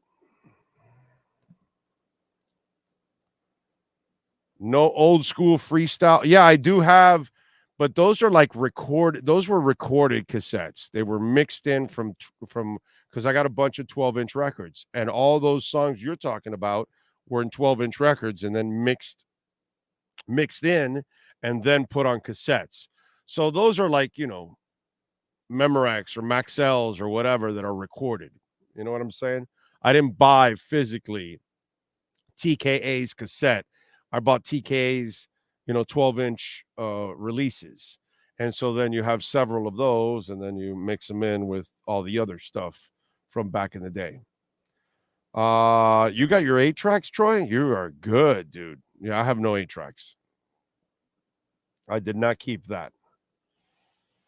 True FinFan says, I'm 45, diehard since I was 10. Original logo tatted on my left calf. I want Tua to succeed for the sake of my team, but if he gets hurt again, I'm ready to move on. I pray he does. I pray he does. Cojones. Scene from Italian restaurant, favorite Billy Joel song. It's you didn't pick a bad song there, my man. You picked a great song. It's a phenomenal song. Big O, you see how tiny Bryce Young looked behind that old... No, he's not tiny. Hey, remember, okay? Bryce Young is not short. He doesn't have... He has a strong enough arm. He's, his body, you don't worry about it. No, that only goes with Tua, okay? That was my favorite on draft day. They were all the things they were talking about with Tua. No. Oh, he's terrific. He has eyes in the back of his head, and so you're not going to say he's short. You're not going to say that he doesn't have a strong enough arm. You're not going to say you're worried about his durability because he's small. Oh, okay, all right. Zeppelin by a mile, says Brian. Ray says, I have the Live at Budokan cassette by Cheap Trick. Classic. I got the CD. I don't have the cassette. I may have another one or two Cheap Trick cassettes, but it's not Live at Budokan. I want to say it's the one with if you want my love, you got it. That I want to say it's that one. I forgot the name of that album. It might be the same one with She's Tight. What a great song She's Tight is. That is a fantastic song and great video too. Really good video. The iconic cassette I remember owning back in the 1980s was ZZ Top Eliminator, Huey Lewis in the New Sport, Van Halen 5150, Prince's Purple Rain, Genesis Shapes. Wow, nice. Metallica Master of Puppets. Nice. Shapes is the one with Abacab, right? Man on a Corner, all that stuff. Oh, what a great album that is. Oh, my God. No Reply at All. Whew. Yeah, phenomenal album. Surprised you didn't become a radio DJ. I almost I almost did. For some, I'm not even going to get into it, but some political reason, I didn't. But yeah. Yeah. Yeah, I almost did it. I was pretty close to it. I'd still do it. That's the one thing that I would love to do. And I think I would be a really good rock DJ in town, because I don't think anybody has on air has been to more concerts than I have and has more experience around music like I have. I don't think there's anybody that's been in as many concerts as I have. Seriously, I'm dead serious about that. And so I think it would be so. And considering all the stuff I know about music, I think it would be. I would have, because I would not look at it as a job whatsoever. You know, I'd look at it as a fun challenge every single day to bring stuff up that you guys may not have thought of or never saw or never knew or anything like that. I try to do that with sports. Anybody tell you that about Isaiah Wynn? Anybody write an article about that? Anyone? Bueller, anybody? No. Right? Now, you see, when I told Poopart that, he kind of like, oh yeah, that could be the case. And that's where I'm worried about. And, for Dolphin Nation out there, my concern with the Isaiah Wynn signing, it's not so much, look, we can argue about, oh, he's not healthy enough and this, that, which those are the facts of his career. He's not healthy enough. He has flexibility. He can play multiple positions from tackle to guard. I get all of that. Okay. But I wonder, because I think Cameron Fleming is the guy that you really want to sign. Okay. I'm not telling you Cameron Fleming's a world beater, but he's probably the best option you have that's available out there. Right. And so then I'm starting to think, oh, wait a minute, is there something going on with Cameron Fleming because you signed Isaiah Wynn? Or are you signing Cameron Fleming anyways, and Wynn is going to be competing and backing up guard, or just competing? It's just another body that you're bringing in just in case. Maybe you cut him. Maybe you put him on the practice squad. Who knows? Maybe he's good enough to make it on the team. We won't know. You know what I'm saying? But that is the one concern. The Isaiah Wynn signing, I like the Isaiah Wynn signing. As depth. That's all. I'm not really hoping that he starts. I'm really hoping Austin Jackson picks up where he left off in training camp, because he was starting to look better. He was starting to look a little bit more consistent. He was feeling confident about himself, something that I don't think I remember seeing him at the podium look. He was really, really confident. And I'd like to see him succeed, to be quite honest. I think all of us, if you're a Dolphins fan, you want Liam Eichenberg and Austin Jackson to succeed in a big-time way, because then you're going to have a pretty good season, because the other three linemen are damn good. So if you get those two positions fixed, boy, we are blessed, down here. But that was the second they signed Isaiah Wynn, I said, what's going on with Cameron Fleming? He can't be asking for much more money than this guy. So did somebody step up? Did somebody say, no, we're going to offer him a few more bucks than you, and Miami's not willing to go that far? Did something happen? Or is it you got to wait till June 1st to get the money you need to sign him? I'm not sure. We'll find out from now till June, when they have to make the move with Jones, and then they get all that money. We're going to find out. By then, is Cameron Fleming still available? If he is, then I'm feeling really good. But I'm really nervous here over the next couple of weeks before that, if Cameron Fleming's going to sign somewhere else. So we shall find out. Let's see. Is Shell? Yeah, Shell's still available. Remember, Shell only plays right tackle. Taylor Lewan only plays left tackle. I think they're looking for a swing guy. That's why I keep telling you I think Cameron Fleming's the guy. And so Wynn does a little swing. So that's what has me concerned about that part. Let's see. Yes, door number 2. Daniel Ping, Austin Jackson trash. Yeah, that's the easiest thing to say. With all the injuries last season, maybe they're trying to prepare better this year. Maybe.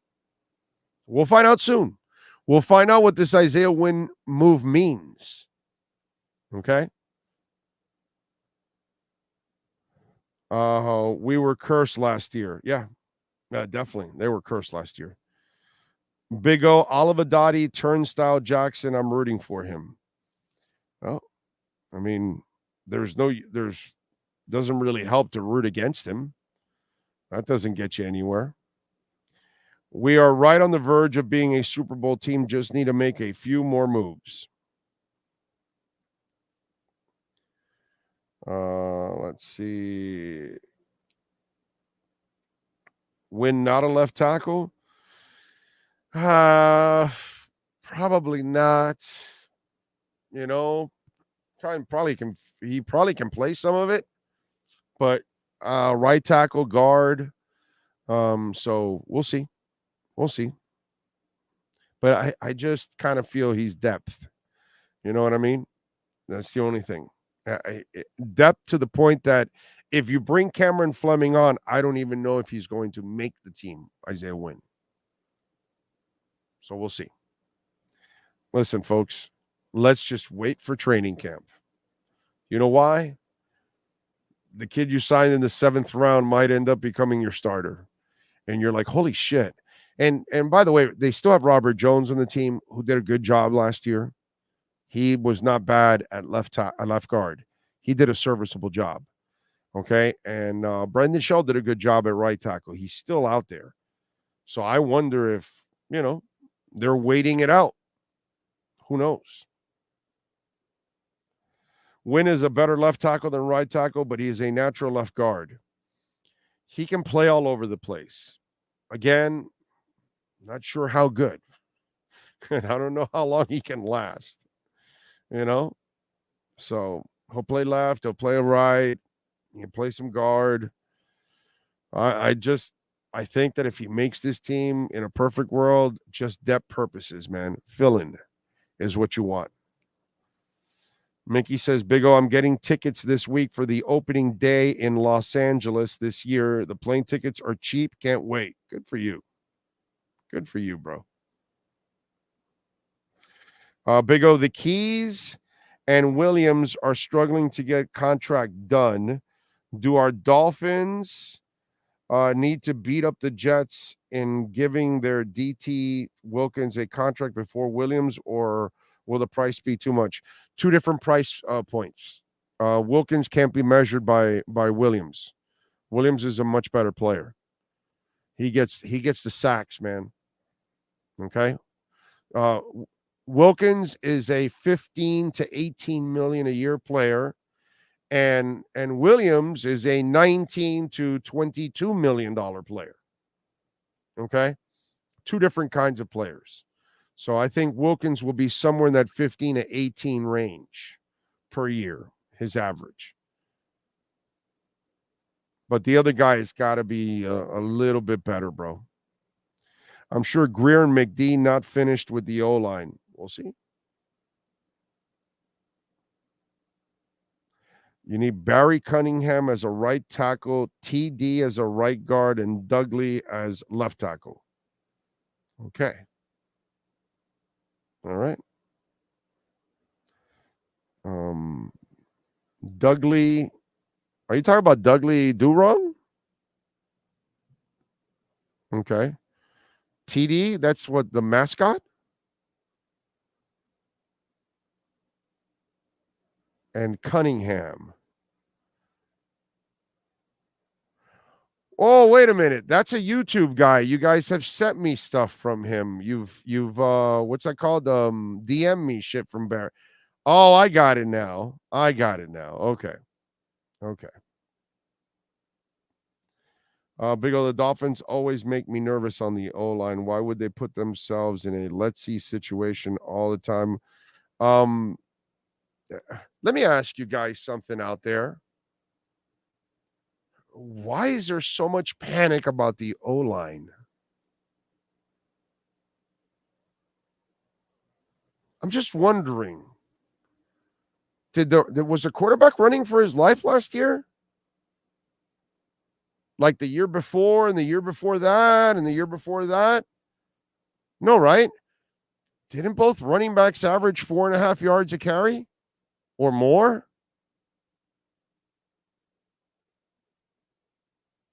So with all the injuries, like they still, and didn't the coach say, I should have run the ball more? That I screwed up? We're making it sound like the O-line is completely in shambles when you still have Robert Jones on the team. So even if Eichenberg is not the left guard, Jones will do a good job last year like he did. Now, Brandon Shell's not here right at the moment. So Austin Jackson gets you nervous, and that's understandable.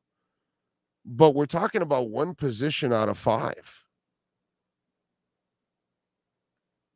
I think there's like this level of overreaction going on. The offensive line is not in shambles. Robert Hunt can play the game, Connor Williams can play the game, and Teron Armstead can play the game. Do they need to settle the right tackle and the left guards? Of course. Do they have people that they think can do it? Yeah, actually. No matter what you and I think of Jackson and Eichenberg, they obviously have a higher opinion because they did not desperately go out there to replace them. They're looking at guys to compete maybe or back up. So they know something about offensive line because, as I just said, the quarterback didn't run for his life. The running backs averaged over 4.5 yards a carry. There's this overreaction like the line was a sieve. Like they couldn't run the ball. They couldn't pass.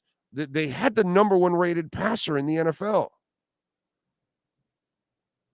So they must have blocked enough. There's, again, too much living in the past. And a lot of you keep making it out like it's this, oh my God, it's the end of the world. Is it perfect? No. But you can go around the league. Not a lot of people have perfect lines, dude. They have question marks on their own line. The Jets are asking about their line. The Dallas Cowboys are questioning their line.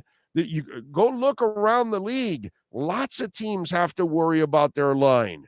Kansas City is one of the few that doesn't, and Philadelphia is one of the few that doesn't. But overall, most of the teams, they've got a young guy, a journeyman, a guy that has been injury prone, whatever, on 1 or 2 spots, maybe even 3. This is all over the league, dude. This is Joe Burrow in Cincinnati. This is all over the league. And that's the other thing, that the overreaction, you guys make it sound like everybody else has got 5 great linemen. And that's not the truth. By the way, the Buffalo Bills, as great as they've been, they're not great at running the ball.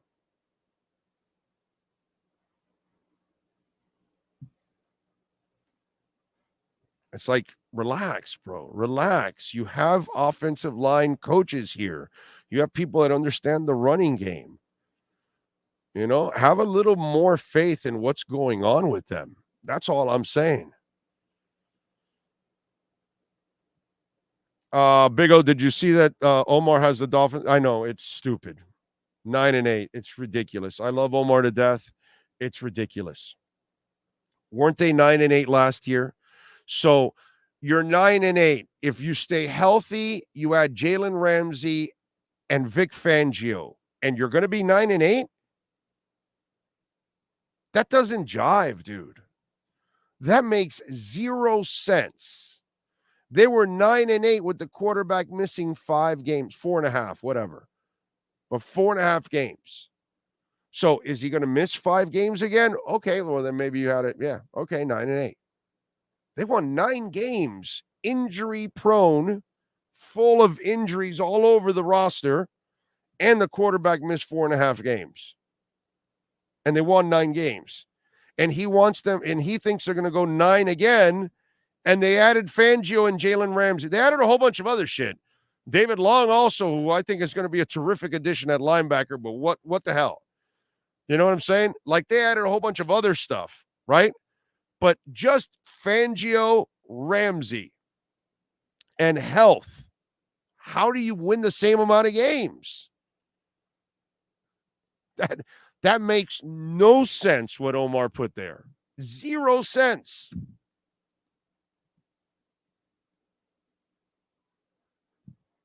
Anyway, I think people obsess over the O-line because of all the random stats that they say the Finn's O-line was ranked bad. In reality, only a handful of O-lines are exceptional. Everyone else is average. I know. Big O, the Jets make me worried now with Rodgers at QB in that defense. They do have weapons, and you have Ramsey and X. And you have Javon Holland. I'm not worried, bro. Sorry. Were you worried about quarterbacks when you had Sam and Pat? Right?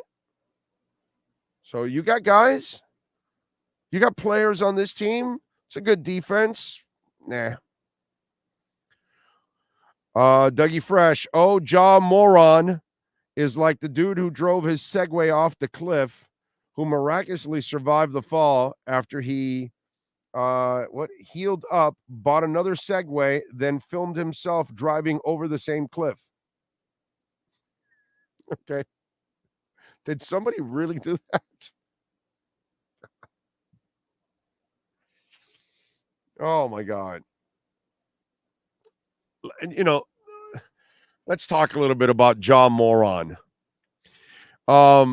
This kid, and listen, I get it as parents. Once your kids become young adults, you don't have the same control over them.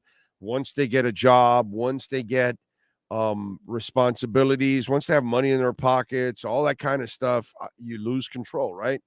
So it's hard if you're the team. It's hard if you're, his parents or whatever, to try and control Ja, right? I mean, you got to remember now, okay? His father went to the game after the first suspension with a shirt that said redemption. Redemption of what, you fucking asshole? Of what, you moron? That's why your kid's so fucking stupid. Because you're fucking stupid. That's why. There's no redemption. Your kid did something stupid, moronic. There's no redemption. Redemption are for people who were wronged. Your son was wrong, and you're a bigger idiot for actually magnifying it.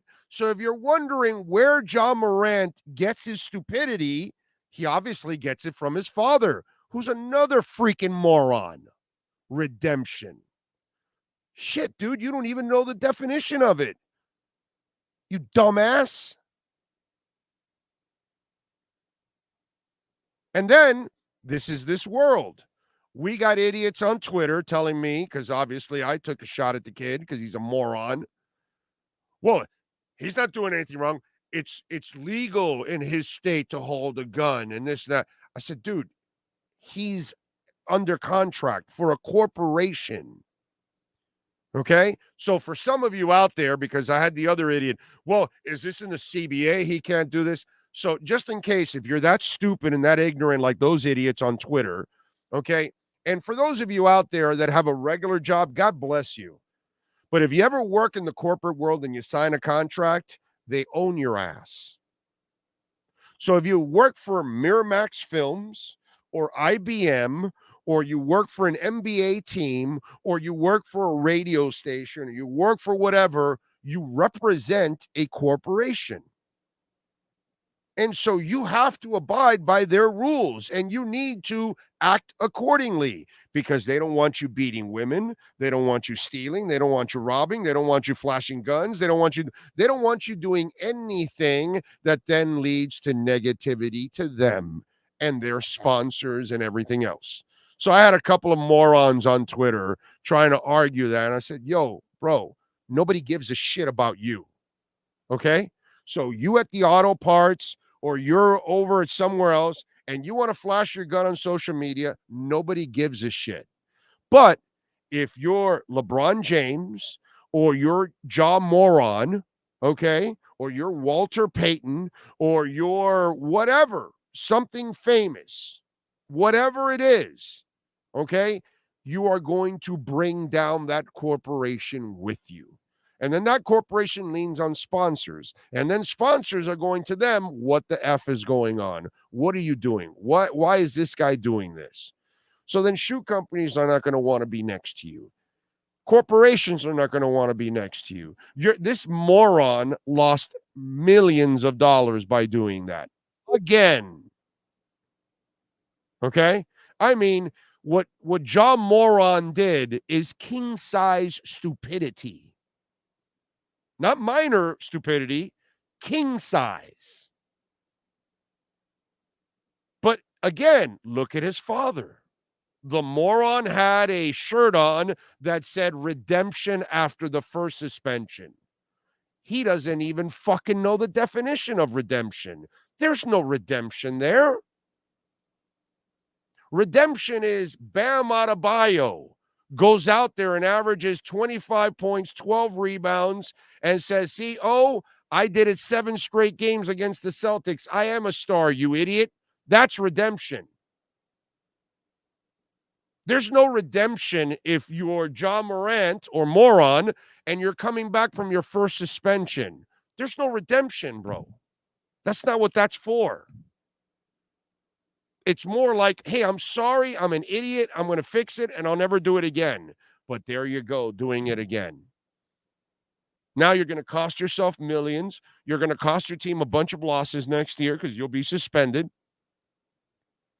And guess what now? Now you go through the same thing that other idiots do when they commit multiple mistakes. Oh, I apologize. Nobody believes you anymore now. Now you're like the boy that cried wolf. It's amazing to me the level of stupidity to be able to do that again. And to not know that, and some of you out there to not understand the consequences. If you work for a corporation, they own your ass. And you know that. If you work for ABC, if you work for NBC, if you work for IBM, if you work for Ford, if you work for whatever, you work for a corporation, you sign a contract, brother, you got to live by certain rules. Because you represent them, you represent their sponsors, you represent their stockholders, you represent a lot of people. Remember when Ice-T tells Pookie in New Jack City, you owe a lot of people, Pook. That's who you are as an employee. Marcel Louis-Jacques is coming up. You think he has to live by a code? Yeah.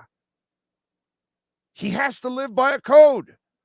Because if not, ESPN will put a foot in his ass and send him right out the door happily. Because you're not living by their standards. And their corporate, their sponsors, their stockholders, everything. That's what happens when you sign a contract in the corporate world. So whether you're Ja Morant or whether you're an actor or whether you're what's the name of that loser that was abusing kids? Kevin Spacey.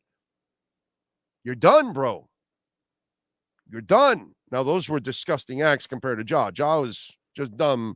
Kevin Spacey's a pure criminal. But my point is, nobody's touching the guy anymore. That's the way it goes. That's the way the corporate world crumbles. Hour number 3 in Marcel Louis-Jacques is next.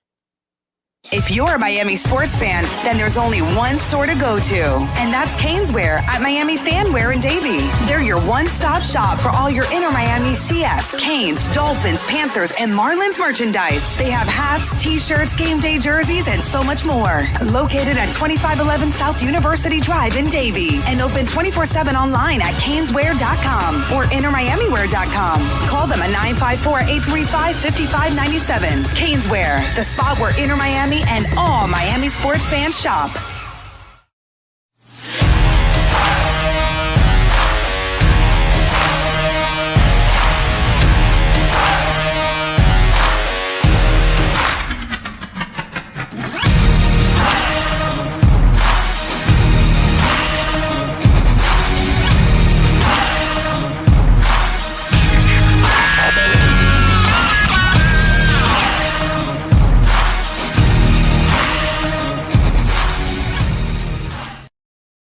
over 16 years, EJDconstruction.com has provided South Florida residents quality craftsmanship, accurate project management, and exceptional service. That's why EJDconstruction.com is an A-rated member of Angie's List and the Better Business Bureau. When you're looking for the right custom home builder for additions or home remodeling, please call my friend Eric at 305-433-4843. That's 305-433-4843 for EJDconstruction.com.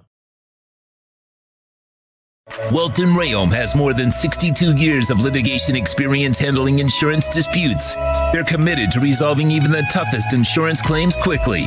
Call them for a free consultation. 954-966-4646. At Welton Rayom, they don't get paid unless you win. Property damage claims to your home, business, or condo as a result of a hurricane. Welton Rayom can help.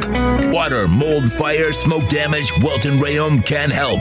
Call 954-966-4646.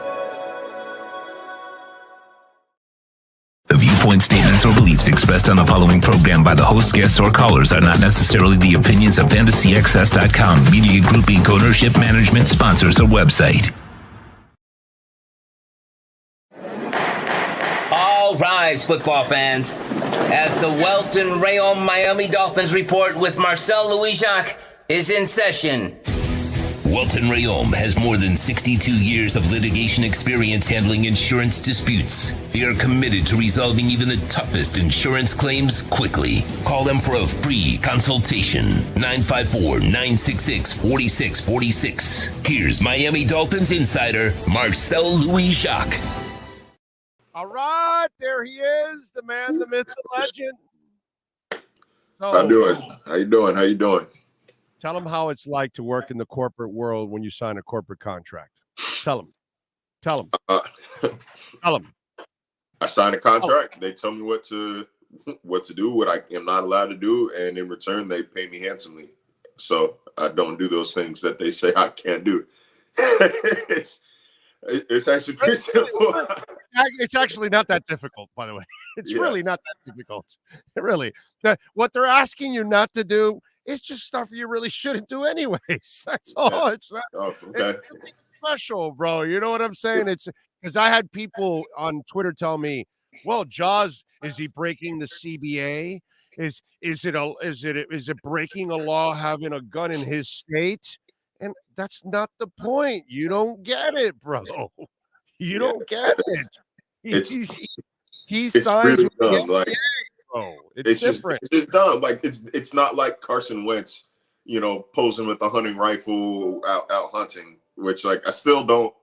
I think it's corny to post online, but to each their own. But like waving around a gun in a completely unrelated to hunting circumstance, like what are guns supposed to be for? Right? Like hunting and self-defense. Like, do you really need that? And if you're in a situation where you need a gun waving around for self-defense in the front seat, what the hell are you doing if you're John Moran in that situation anyway? Like, you shouldn't be there. It's on a $200 million contract, bro. Like, so nah, man. I don't agree with it. I think he should be suspended purely because this is the second damn time that he's done it. This is the second time the season just ended like 2 weeks ago, man. And like you're already up to this. It's a long off season ahead of you. And it looks like it's going to be a long off season full of foolishness if that's what you're going to be doing. It doesn't make sense why, like, he's like, memes about like what NBA YoungBoy fans are like. And Ja is living that. There's no reason for you to be living like that, bro. That's not, either it's not you, or if it is you, change, man. Change. You don't got to be doing that.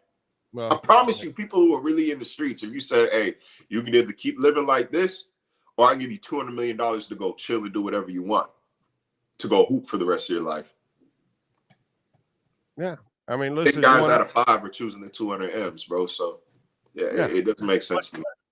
Play 10 or 12 years, get all your money, and then when you retire, go and act like an idiot all you want. But at the moment, bro, you represent a corporation, you represent stockholders, you represent sponsors, you represent a lot of people, dude. And that's the part that he doesn't seem to understand, and other people don't seem to understand. It's just amazing to me that you would be that stupid and lack awareness. And if there's one thing I say about famous people, athletes, entertainers, politicians, brother, I don't care who you are.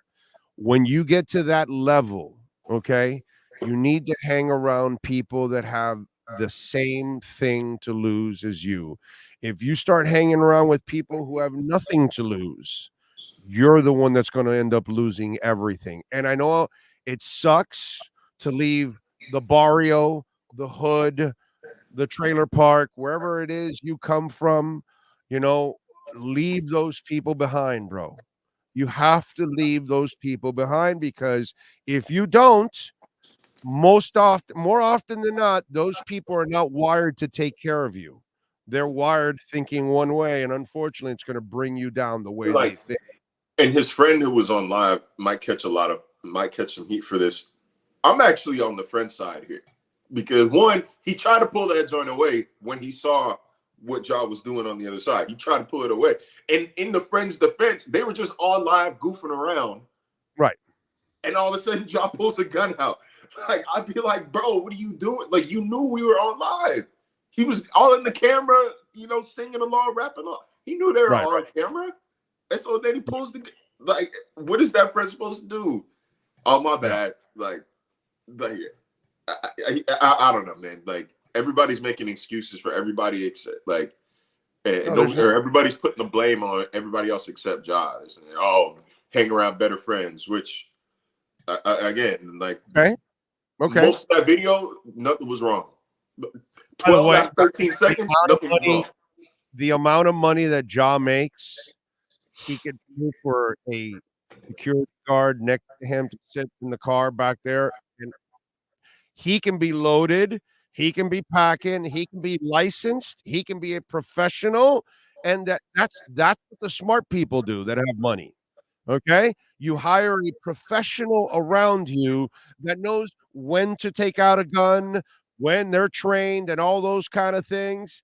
That's what you should do, bro. If you feel, and I don't blame anybody famous that feels that they have to protect themselves. I totally understand that. But when you're that rich, bro, get a professional around with you. They'll sign a confidentiality agreement, and then it's over, and that's it, bro. And you move on. Yeah, it didn't make a lot of the behavior doesn't make a lot of sense to me, man. It doesn't make a lot of sense. All right, talk to me about Isaiah Wynn. Your thoughts on the signing of Isaiah Wynn? Yeah, so I got some mixed reviews, you know, from the Twitter mentions yesterday. Mixed reviews on him. You know, my original tweet, you know, once I had it sourced, was that it's probably competition at right tackle. Somebody said, what do you mean competition? He's going to start. Not so fast. I don't think as a right tackle, he was not leaps and bounds better than Austin Jackson. He's a better left tackle than he was a right tackle. You could make the argument that he was unhappy with the switch, that he was disenlightened by the, you know, offensive coaching situation in New England last year, and that he didn't put any effort in. Sure. It's still not great. It's not a great look if that was the case. If that was the case, it's still not a great look mentally from a commitment standpoint. But two, I think what people need to realize is Teron Armstead has missed 3 or more games in 9 of his 10 NFL seasons. There's 1 year I think he played 15 or 16 games. He's going to miss time. Like, if his past is any indication, I'm not speaking this into existence. I'm not speaking it onto anybody. I don't want it to happen. But if his past 10 years are any indication, he's going to miss a game or 2. Yeah. Probably more. Isaiah Wynn is a good backup left tackle to have. He can compete for spot on the right side. And let's just say he does win it over Austin Jackson and Teron gets hurt. Then you can easily kick him over to the left. And you can start Austin Jackson there at right tackle. Like, it provides depth. It provides flexibility and versatility. There is an upside. There's a ceiling there. He's a first-round pick for a reason. I think he can even kick inside at guard if need be. I believe he was a guard he played guard at Georgia I don't remember if I read that correctly or not, but correct me if I'm wrong. He played guard at Georgia. Like it's a quality overall offensive line pick. It's not a slam dunk. He has injury issues of his own. He has commitment issues of his own. He had productivity issues of his own at right tackle. But I think it is a good pick for what it is. If you're looking at it as a next starter, then no, it's not. I'm not going to do backflips over it. If you look at it from the perspective that they're adding a quality offensive lineman who can play multiple positions and add depth, absolutely. You could do so much worse. So much worse than Isaiah Wynn. That's a strong pick. I agree with you. There's only one negative I find out of it. Okay, and I mentioned this to Poupart. I had a really strong feeling that they're going to sign Cameron Fleming because he's the guy that can swing. I'm wondering if something happened here in the last 72 hours that the Cameron Fleming thing isn't looking as promising for them, and that's why they made this move for Isaiah Wynn. And I'd rather have Fleming personally over Wynn, to be quite honest, and I think that they would too. So I don't know. Maybe they're just loading up, and maybe they're just waiting for the price point, or whatever. Or I was thinking they were waiting for the June cut for Byron to then be able to have the money to sign. But then they go and sign Wynn. So I'm wondering, is this an issue right now with Cameron Fleming? Is Cameron leaning to somewhere else, and that's why they had to go in the Isaiah Wynn direction? Not sure. I'm sure we'll get to ask Mike McDaniel about this on May 23rd when they open OTAs to the media. But there's also a very realistic possibility they just like Isaiah Wynn more. Again, he's got that first round upside. If Austin Jackson does not work out and Isaiah Wynn, if it really was an issue of commitment and not talent, and he comes and brings that first round pedigree to the right side of the offensive line, then that's a massive ceiling for this team. Like, that is a massive payoff for this team. But again, I'm not saying he's a Pro Bowl, all-pro caliber left tackle. He was a good left tackle there for the first 4 years of his career. Injury-riddled seasons, but he was a good starting left tackle up there for New England. I think it's – again, I don't think it's a knock against Fleming. I don't think it's a sign that, like, something was wrong with Fleming. Maybe the numbers didn't line up. Maybe he's weighing his options. There's a lot of variables in there. But from what I see, they took a bird in the hand over two in the bush, or even a bird in the hand over a bird in the bush. I think it's kind of a push between Wynn and Fleming. With Wynn, I think has actually the higher upside. So, are you going for upside or are you going for high floor? And I think they go for the upside here with Isaiah Wynn. What did you learn at Dolphins rookie mini camp? I learned that there's rookies in town. Shout out to everybody who had, practice reports and like full analyses from a 20-minute viewing session. But in all reality, we saw 20 minutes. We saw 20 minutes of individual drills. We didn't even see team drill. We saw 20 minutes of individual drills of rookies in their first NFL experience period on the field against other rookies, usually from smaller school or generally from smaller schools or, just unheralded backgrounds. Like, everybody in shape? Did they look like they were in shape? Yeah, it looked like everybody's in shape, but like any injuries? Not that I saw, no. Okay, then I don't know if there's anything else to see, to be quite honest. Like I know I've done this for 3 decades. I don't know what more you can get from what you went to. That's why I just had to ask for fun. But like, you have no access. They're showing you individual and stretching. What are you going to learn from there? Okay, is anybody injured? And does everybody look like they're in shape? What else can you learn from it? There's just nothing, bro. Exactly. Again, like, shout out to all my peers who had. I'm not discounting what they saw. I'm not discounting their reports at all. Matter of fact, I'm applauding them because the level of effort it takes, the level of attention to detail and work it takes to come up with practice reports from a 20-minute viewing session of 50 UDFAs or 50 rookies, 55 or 45 of which are not going to make the team. Like, I think it's commendable. It's applaudable. It's excellent journalism there. Like, that is, they are hard workers, man, my peers. That's not my assignment. And to be quite honest, if y'all were there, you would see what I'm talking about. It is very difficult to come up with a practice report from a 20-minute viewing session. It doesn't make a lot of sense. Now, OTAs, I think we get to watch all the practice.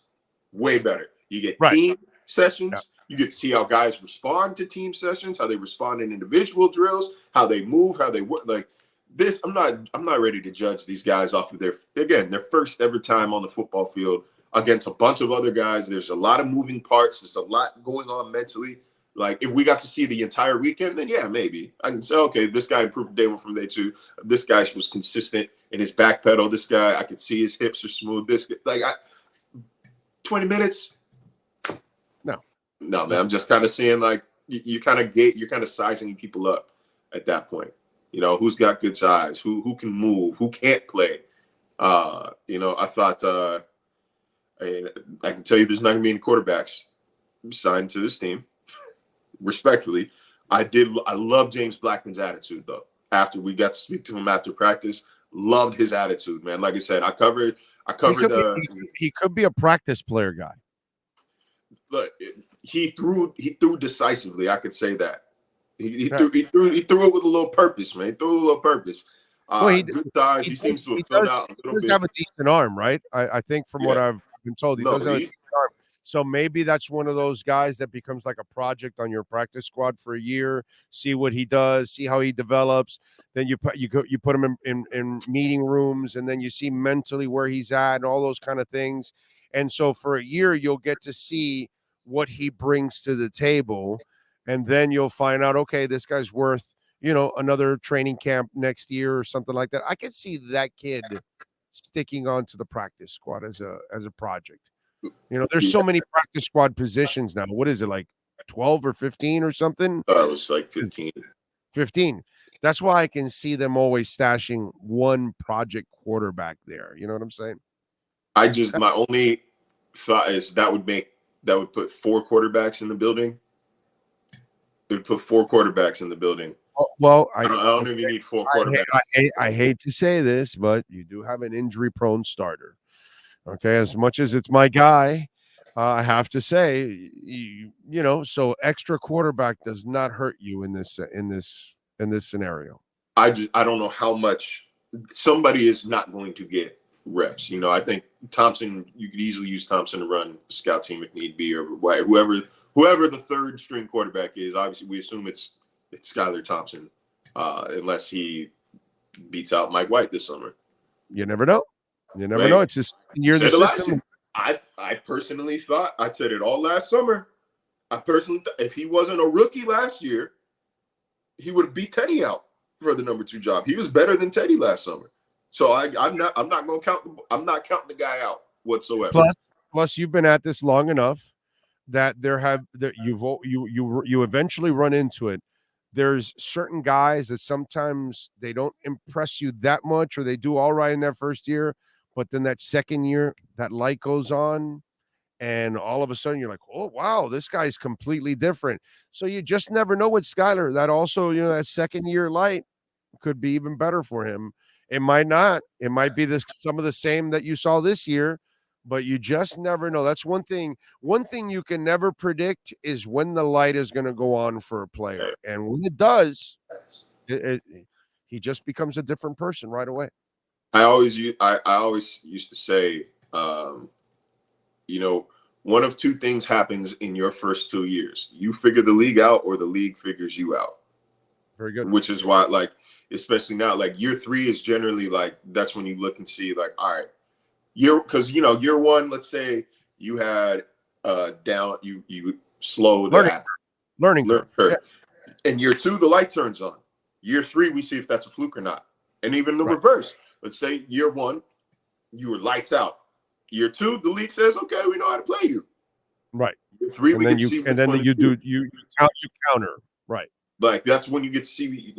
That's when one of 2 areas. Like, are you your good season, or are you your down season? Usually comes out. But in those first 2 years, generally that is how it happens. You figure the league out, or the league figures you out in some order. You have guys like a Jalen Waddle, who he's figured the league out back-to-back years. Jalen is good. Tatum's fine. No, Jalen Phillips, he's figured the Jalen league out back-to-back years. Jalen Waddle gave us two different kinds of receivers 2 years in a row. That shows you how effing special that kid is, because he played that tough possession receiver role in that first year. And to ask a rookie to do that shit is special, bro. What he did this past year, that's normal to him, dude. That's what his game is. Yeah, you asked him something completely different in that first year, and to me, that's what was so impressive about Waddle, because I don't think a lot of receivers that are his kind of receiver can also do what he did in year one. That's just me. I mean, they were asking him to be a slot receiver, and he's not. He's slot receiver sized, but he's not a slot receiver. He's an outside. Taking shots, bro. He's an X, man. Like, yeah. But either way, like, so there's exceptions to the rules. I think really all three guys in the 2021 class have had back-to-back strong years to start their career. That's fine. I'm not looking for them like that.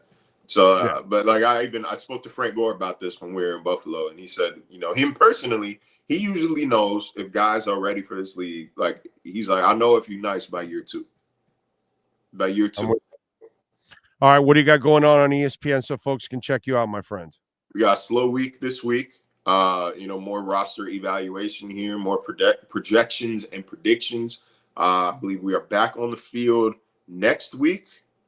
Let me see. Yeah, next Tuesday for the start of OTAs. That's when we really can start having real conversations about where this roster is going, what this depth looks like. Like, for now, it's still kind of underwear Olympics.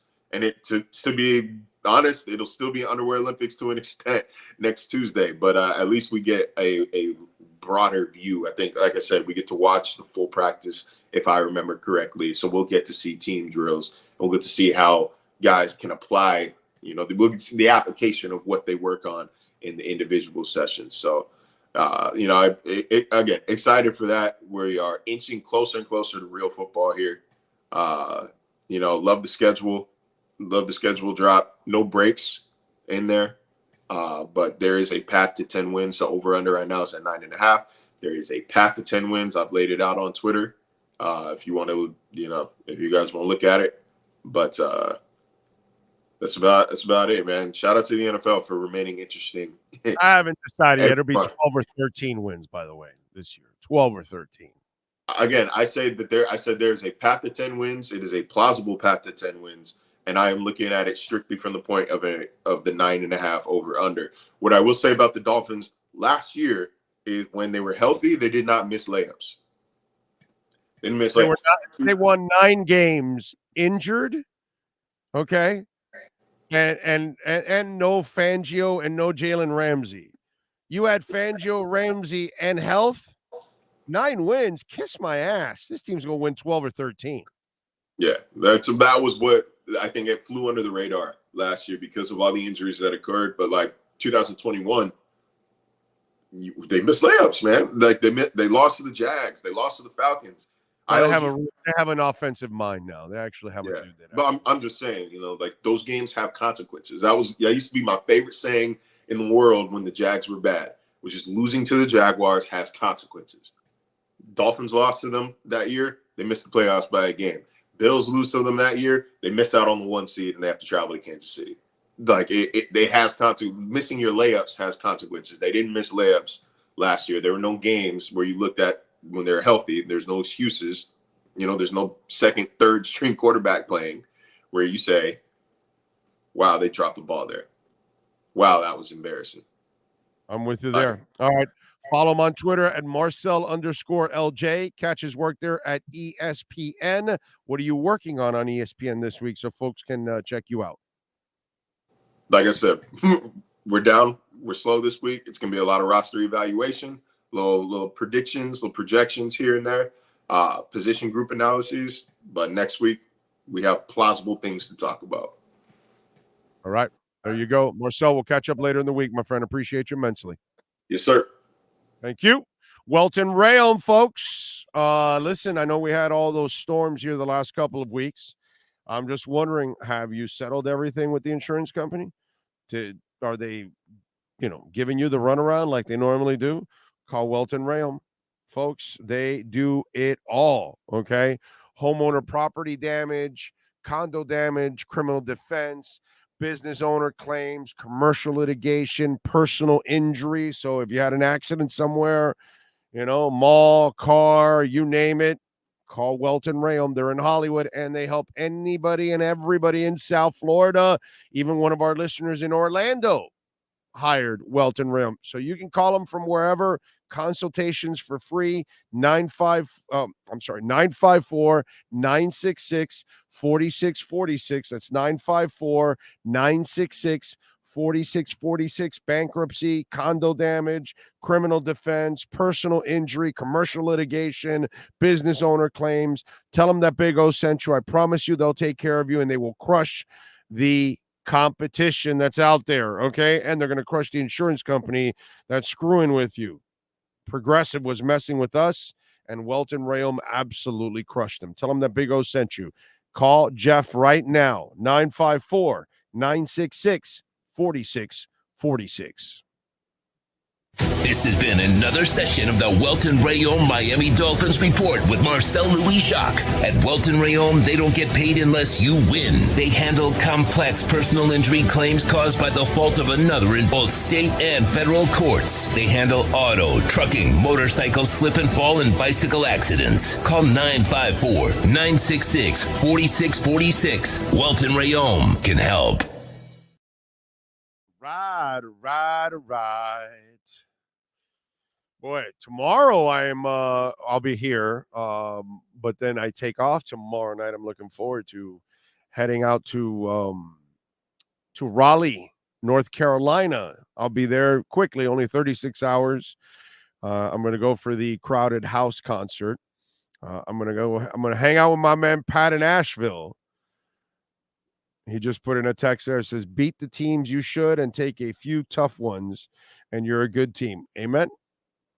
So I'll be hanging out with Pat in Asheville.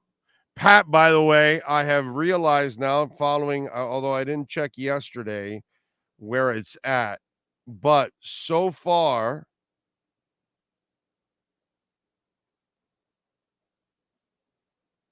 they are up to 36 different songs played on this tour. They played 22 or 23 in the set, and they're up to 36 different songs. So it's kind of crazy, man. They play several split end songs, and there's two that I want them to play from Message to My Girl, and then I Got You. Those are the two split end songs that I would like for them to play.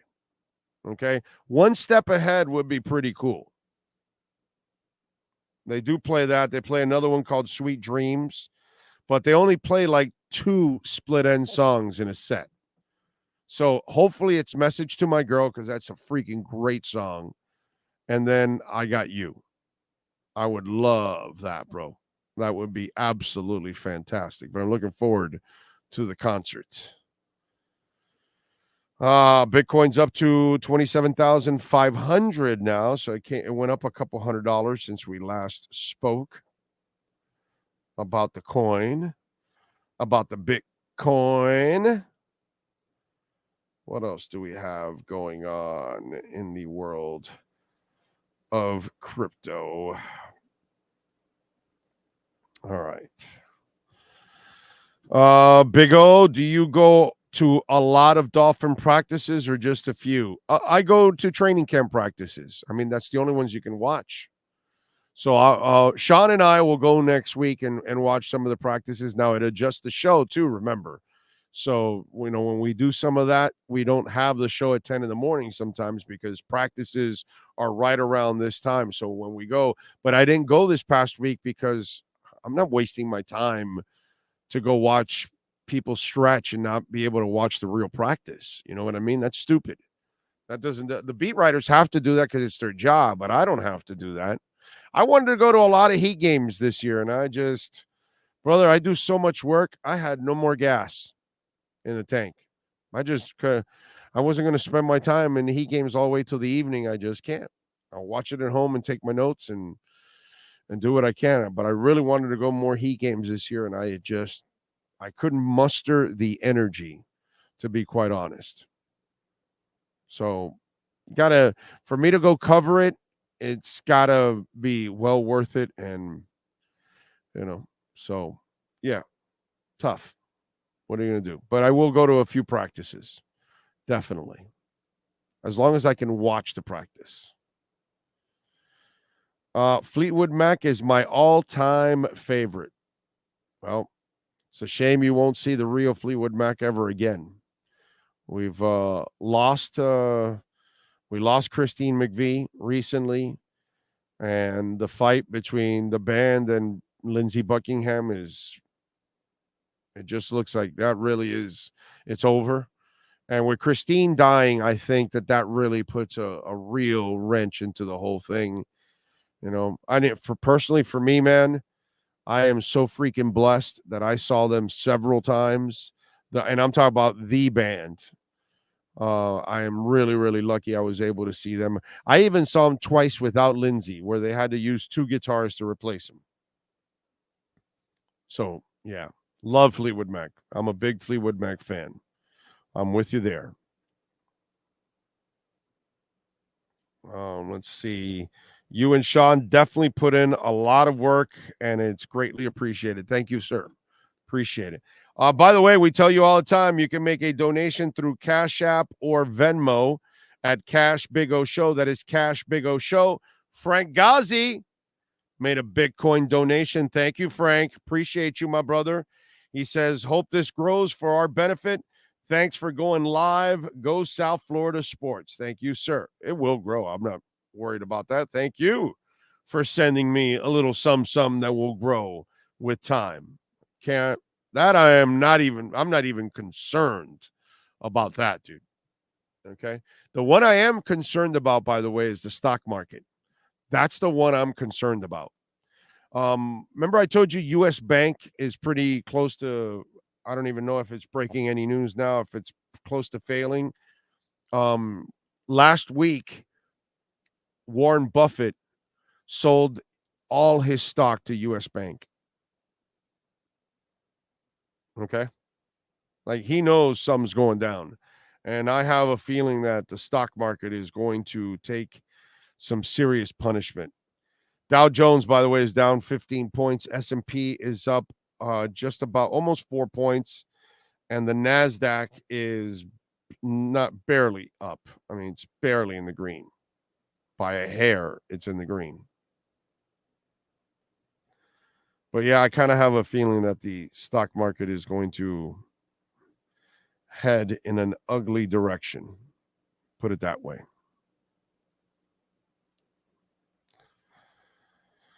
Let's see, what else do we have going on? We got Heat Celtics, game 1 Wednesday, 8:30 on TNT. Celtics favored by 7.5.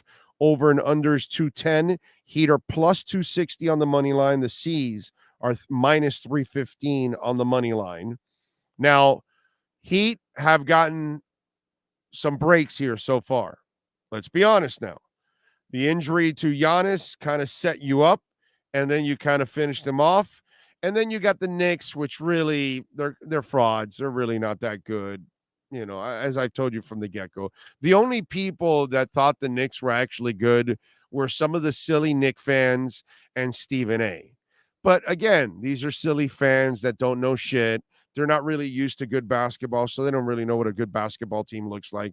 I mean, this Heat team isn't really that special. And they dominated the Knicks. But anyway, no more breaks now.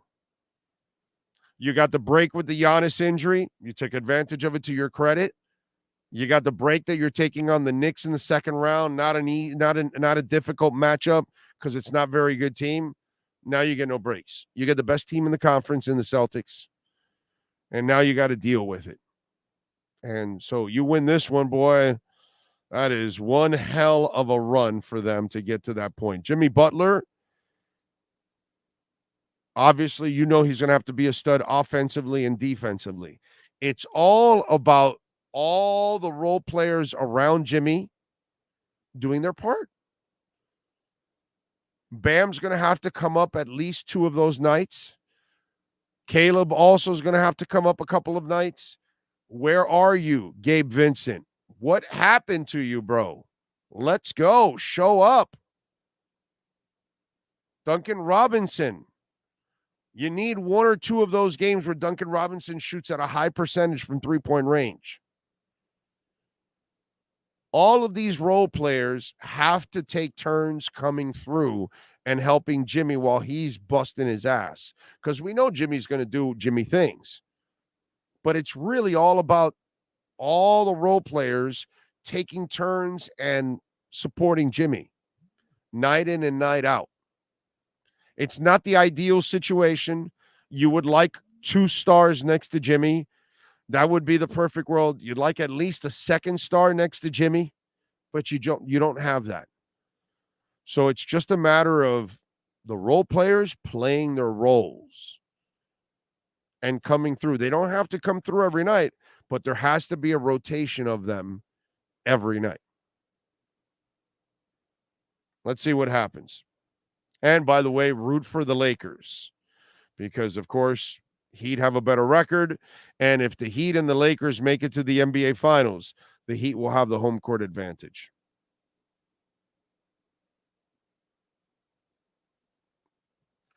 Waiting on the Panthers, Carolina.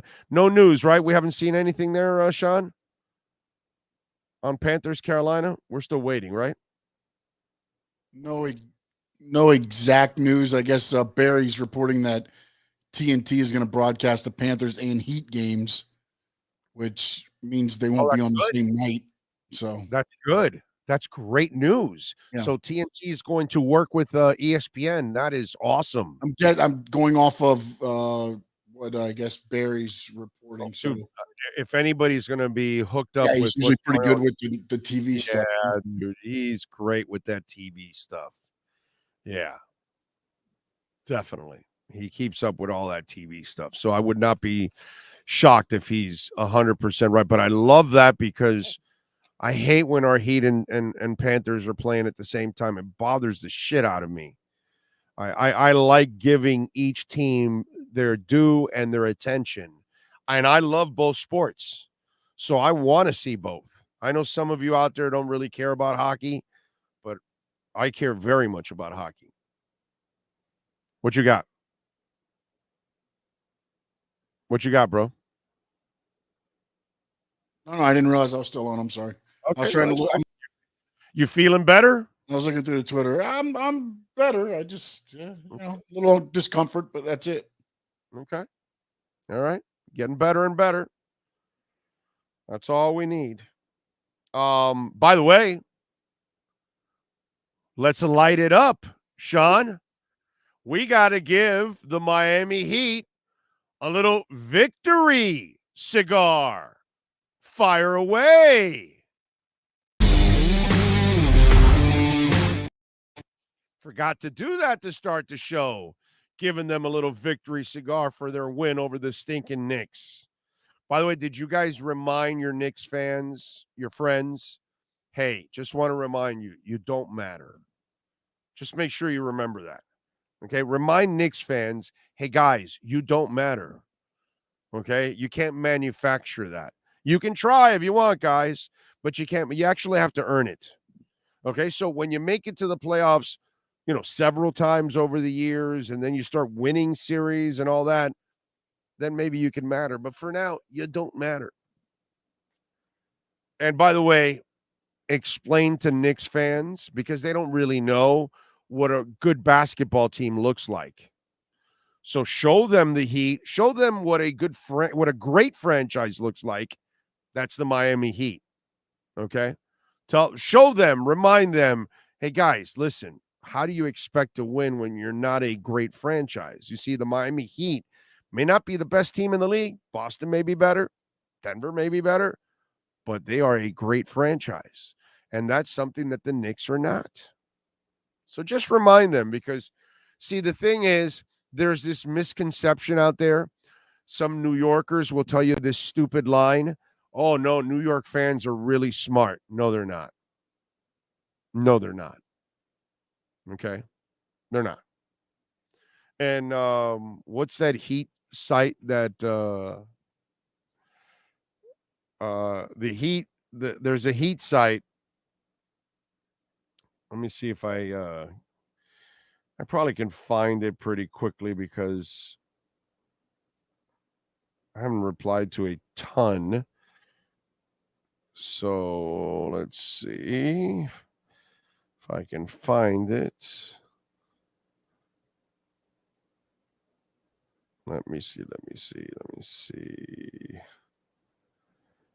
Because it was good, man.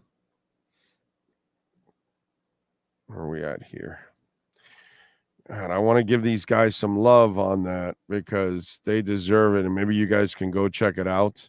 So you can see all the idiot New Yorkers who know. Oh, here it is. Miami Heat Beat is the website, is the Twitter page. And they put together a video with receipts of all the idiots talking about the New York Knicks and how good they are and how fantastic they are. And no, they're not. And you don't know anything about basketball. I'm the guy telling you, see, here's the difference, how we know basketball and New Yorkers know nothing about basketball. I'm the guy telling you the Heat isn't really that special. They're not even a top 15 team in the history of this franchise. In the very short history of this franchise, they've probably sent 15 teams that are better than this to the playoffs. This is not a special bunch, and they're dominating the Knicks. That's all you need to know. I mean, these morons think that Julius Randle was something special, that R.J. Barrett has arrived. And who's the only guy that I have respect for? Yeah, exactly. Yeah, the only guy that really has any balls on that team, Brunson. That's the guy I told you that's the one guy that you respect. But Knicks fans, they're not very smart.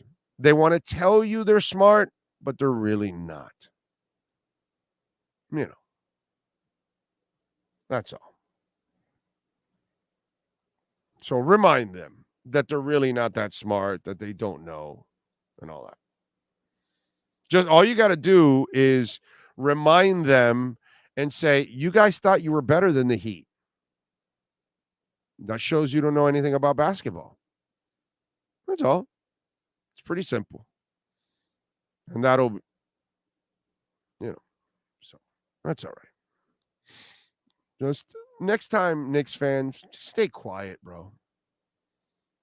You know what I mean? You're loud, obnoxious, and you're stupid. And so when you're loud and obnoxious and stupid, that's not a good combination, Knicks fans. Loud, obnoxious, and stupid is not a good combination. So maybe you might want to shut up, wait a while, and then look at the landscape, okay? Before you ever put yourself in the same sentence with good teams and great franchises like the Miami Heat. The ones that make it to the Eastern Conference 3 out of 4 years without a great team. Yeah, that's because, they have a great coach. Something that Knicks fans still don't have. But you can go out and make it whatever you want. Victory cigar for the Florida Panthers.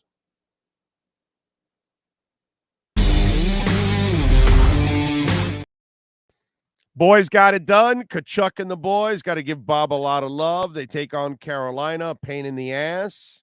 A very good team. So it looks like TNT is now playing ball. Looking forward to that. This is one hell of a season, dude. Wow. It is impressive. And let me tell you something about this team where we all have to give them a ton of credit. The coach didn't look like it was the right decision. Changing drastically the way they did not look like a good decision. Okay? The only thing that looked like a great decision was trading Huberdeau and bringing in Kachuk. That was a no-brainer, something that I wanted in a big-time way. But the other stuff, we were all wrong.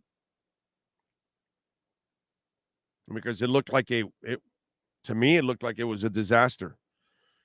Like, wow, dude, is this Paul Maurice guy? He's never gotten it done, and looks like he's not getting it done now. And then all of a sudden it changed. And this team barely got into the playoffs. They needed help all over the place to get into the playoffs. I never thought they would make any noise in the playoffs. They end up with the Boston Bruins in the first round. Are you kidding me? You're going to end up with a monster team that's better than you, way better than you. And look where you're at now in the Eastern Conference Finals. I credit to the ownership, the fact that they were, and credit to Bill Zito, the fact that all three of those men said, yeah, no, let's make all these drastic changes. And the fact that they stuck with it all the way through the entire disaster. At no point did they flinch halfway through. Oh, no, we made a mistake. We need to try to tweak it and get it back. Nope. They stayed the course and it paid off. Jesus, man. That's impressive as hell. So we'll see what happens against Carolina. But damn, dude. God, I gotta give them a lot of love for that. Because it just did not look good. Let's go. Victory cigar for Inter Miami. Congrats to Inter. Dude, they're on a roll. What is it, like 5 in a row, 6 in a row or something? I don't know. It's something stupid when you count the U.S. Open games, right? They beat New England 2-1. They play on Wednesday this week. It's one of those kind of weeks. New England, number 1 team in the league, red hot. And this Ruiz kid had one hell of a night. Sean, did you watch the match? No? Well, you missed it, bro. You missed it. You'll never get to see a player get 3 yellow cards in one game. My man Ruiz got 3 yellow cards in one game. Now, he physically didn't receive one of them because they gave it to the wrong person. He was supposed to get kicked out on that second yellow card. And they gave it to the wrong person, which was the weirdest thing, how they missed out that it was Ruiz. So the kid has a goal. He has an assist on the second goal. He gets 3 yellow cards and gets red carded out of the game.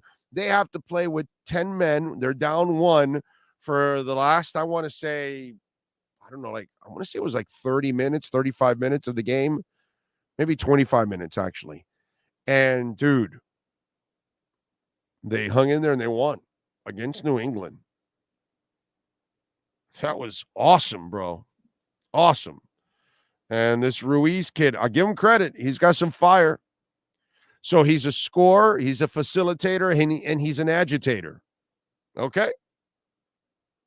All right. They move up to the 6th spot. They're 4-2 at home. All right. They got Nashville Wednesday in Nashville, 8:30.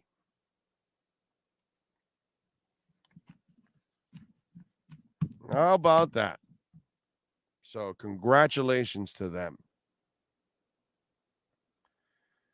By the way, Marlins, no victory cigar there. They lose 3-1 of the Reds. They lose 2 of 3. Reyes is batting .382, won 2 of 4. Braxton Garrett gave up 1 earned run in 5 innings, but didn't pick up the win. How about Sandy on Saturday, bro? He drops to 1-4. He went 7 2/3, allowed 7 hits, 6 earned runs, 9 Ks. I don't know what the hell is going on with Sandy, but brother, he does not look like he can intimidate anything right now. Man, they're off today, Tuesday. They take on the Nationals at Lone Depot Park. And right now they're 4th in the division at 20-21, 2.5 games ahead of Washington, which is their next opponent. And Washington, 17-23, again, 2.5 games behind the Marlins in the final spot of the division. They are 10-9 on the road. So it's not going to be easy for the Marlins. I don't think anything is easy for the Marlins. Nothing should be easy for the Marlins. So Doug says, I think after listening to Big O for the first time during the past 6 months, he's the best Dolphin voice in the game. Well, that's very nice of you. Too kind. Appreciate that. EJ Barro. And the beat goes on. Little whispers. All right. They can't stay quiet, Big O, just like Jets fans. It's just what they do. So much fun beating those New York teams. Yep. Ray says, worst part is Ashley Nicole Moss saying the Knicks were their better team than, oh, yeah, well, is she really a basketball expert or is she just some New York fan? Yeah. Come on, man. I think that's the girl that I've seen her break stories that never happened, right? I remember she had some trade that she had like done for sure and it never happened. I forgot which one it was, but yeah.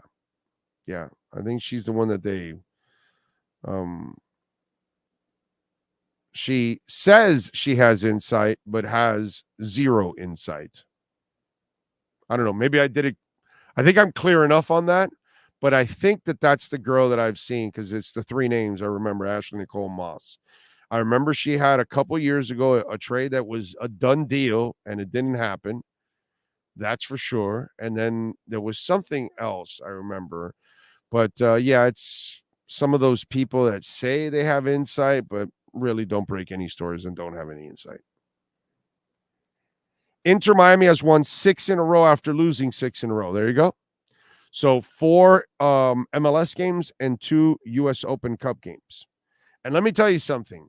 I'm one of those guys that feels that the U.S. Open Cup should be taken serious by MLS teams, and especially a team like Inter Miami, because you're in the middle of establishing your culture. And listen, once you've won a few MLS Cups, I get it if you look down at the U.S. Open Cup. But when you haven't won anything, I think it's important to start to set a standard and a demand from your players and your organization. I hope they take the U.S. Open Cup seriously and try to win the U.S. Open Cup. You know what I mean? I would love that. So U.S. Open Cup, MLS Cup, all of that kind of stuff. I think it's really cool that they're advancing in the U.S. Open Cup, and obviously incredible to see the way they've played the last couple of weeks. And because I got to tell you something, a couple of weeks ago, right before the streak started, and we find out that Messi is going to go with, sign with the Arab nation. It was like, okay, boy, our season's going to shit now. And they've turned things around. It's pretty awesome, man. For those of us that like it, of course. I love Inter Miami, and I hope they do absolutely fantastic. Joseph Martinez has been playing with an edge these past few weeks. Yeah, playing a little better. Jay Gelfin says, chat crew, can we get up to 21 more people to like the show and get over 200? Really? Let's go. We got 317 watching, 314, and we got 181. He is correct. Come on, man. Let's go. Hit that like button right there. Should get us to 300. You know we can get a 300 within seconds. Everybody reaches over right now and hits that little thumb up. Hit it, baby. Big O, to watch Inter Miami, do I need Apple TV? Yes, you do. You got to have Apple TV. You got to subscribe, my man. Yes. Ray says, yes, Ashley Nicole Moss is the light-skinned girl who also does the show with Brandon Marshall and Omar. Okay. I don't watch I Am Athlete without Omar anymore. So, I was supporting it for Omar. Once Omar is not there, I'm done. I got no interest in supporting Brandon Marshall personally. So that's just me. I'm personally not a Brandon Marshall fan. I don't think he's a good dude. I thought Omar was crazy working for a guy like that. But then again, I made a stupid mistake too, and I worked for somebody that was completely shady also. And everybody warned me ahead of time, and I still tried it and obviously failed because that person's an absolute failure. As I won't even call him a human being because not even close to that. So yeah. Woj is reporting that the Bucks are interviewing Chris Quinn. All right, that's good. Good for them. Marlins' main problem still is constantly leaving runners stranded in scoring position, don't have enough quality contact. Thomas, let's just get through all the bullshit. Let's get through it. The Marlins' main problem is still they don't have enough money. That's all. They don't put enough money into the team, and they'll never get the results because they don't put enough money into the team.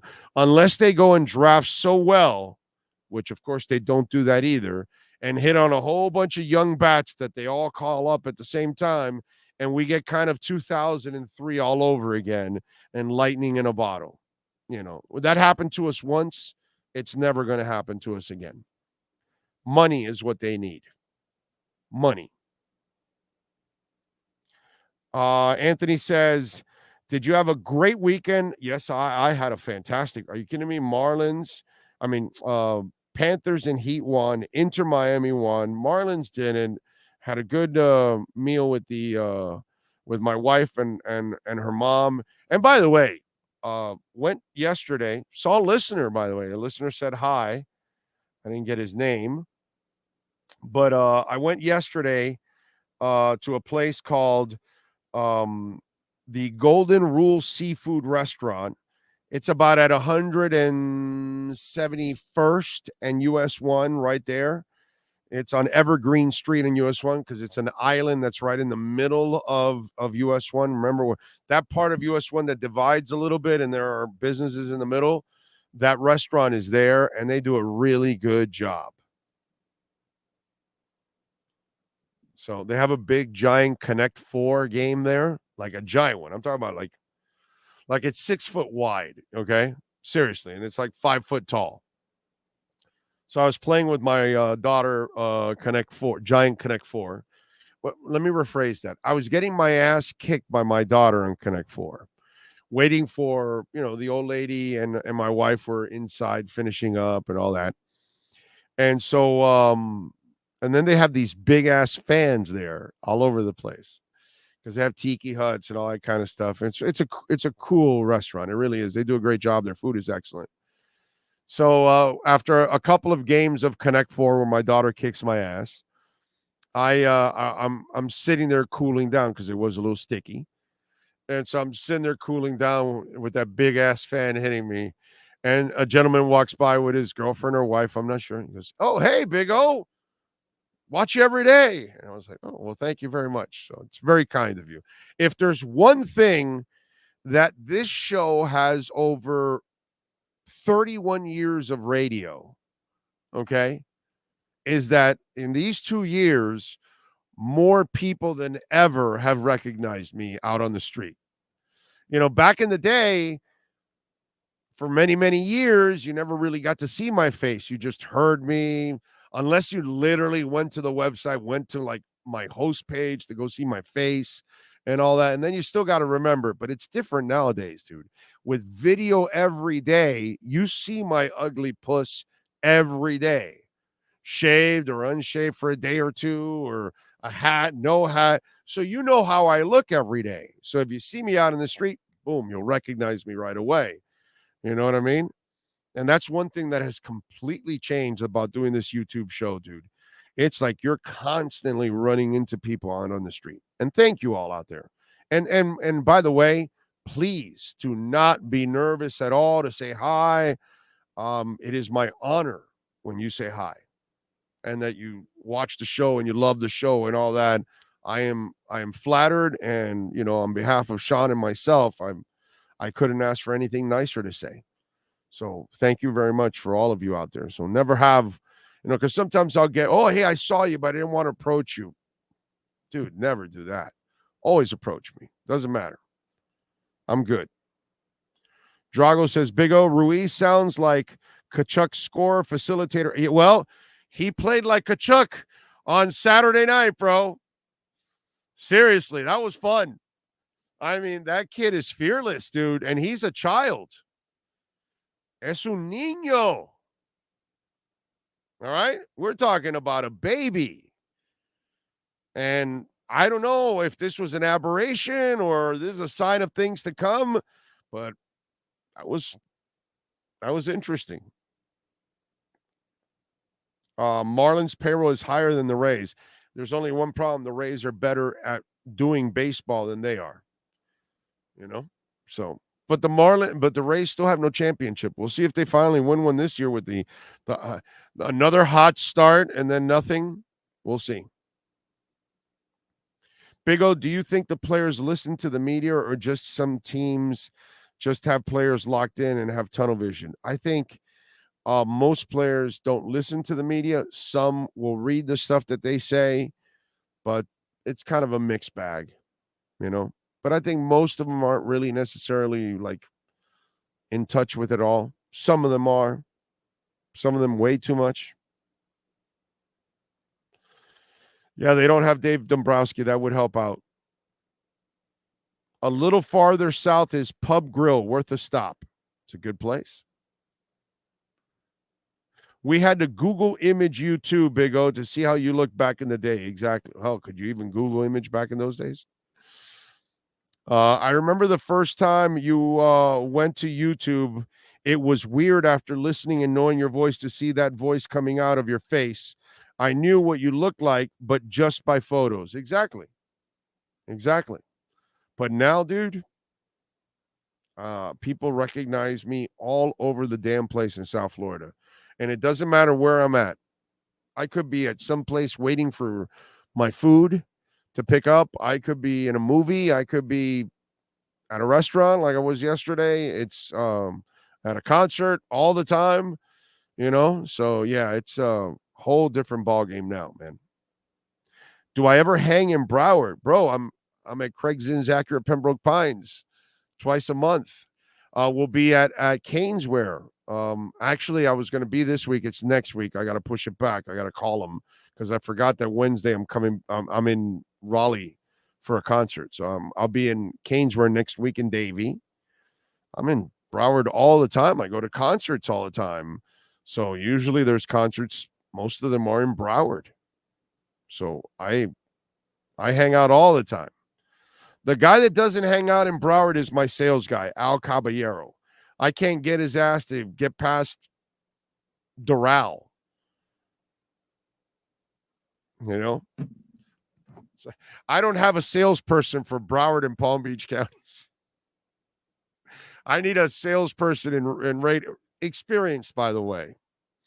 You got to know the biz. You got to have connections, that kind of stuff, just in case anybody's listening out there. And by the way, if your business wants to be a part of our business line is 786-754-4664.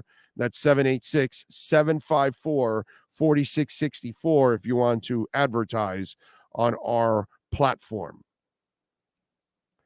Tough to fathom that Waddle might be the fourth fastest receiver on the team. Oh, player. I'm sorry, not receiver. Yeah, maybe.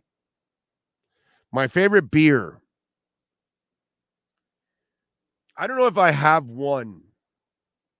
Seriously, because I love, let's say, a Presidente Light. I love Alton Munster. Maybe one of my all-time favorite beers. Really hard to find. It's got that Grolsch top. It comes in a 4-pack and in 16 ounce. It's really good. Alton Munster may be the strongest, smoothest beer on the planet. I love Newcastle. And if I can get a Newcastle draft, give it to me every day of the week and twice on Sundays. I love Negra Modelo. Whew, God, that beer is fantastic. So if I'm eating Mexican, I'd prefer Negra Modelo. Although the Dos Equis, that dark one, is fantastic, bro. I love that one. You know, so it depends what mood I'm in. You know what I'm saying? But those are kind of the beers. Those are kind of my 4 go-to beers, probably.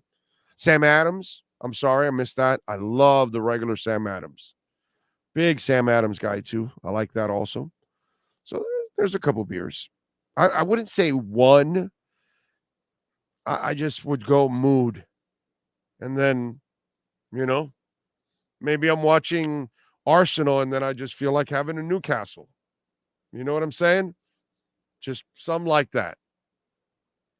And I can drink Newcastle like it's going out of style. And I can drink, Presidente Light like it's going out of style. I love Presidente Light, dude. It is awesome. There's a lot of them. There's a few beers that I like, Let's see. What else do we have? Your fave non-woke beer, LOL. I don't know what that means. I have no idea. Michelob Ultra, no hangover. I'll tell you what I do like in Michelob. Draft. Michelob Draft, I'm a fan of. Big time. Not really a fan of Michelob in the bottle, but Michelob Draft, boom. I'll take that. It's a really good one. So, what else do we have going on in the world? How about music history notes? I always like to give you guys some stuff that happens in music history on this date and May 15th. Couple things happen on May 15th. On this date in 94, Blur scored their first number one album in their homeland, the UK, with Park Life. It would go on to spend over 2 years on the charts over there. In 75, we just talked about Fleetwood Mac, debuted their lineup in El Paso, Texas. It was the first incarnation of the band, including Stevie Nicks, Lindsey Buckingham, Mick Fleetwood, John, and Christine McVie. Rest in peace, Christine. In 97, Oasis became one of the first artists to attempt to exert censorship over the internet. The band worked with Sony to put an end to unofficial websites carrying lyrics, sound files, or photographs of the band. In 76, the Rolling Stones had the number one album in the country with Black and Blue.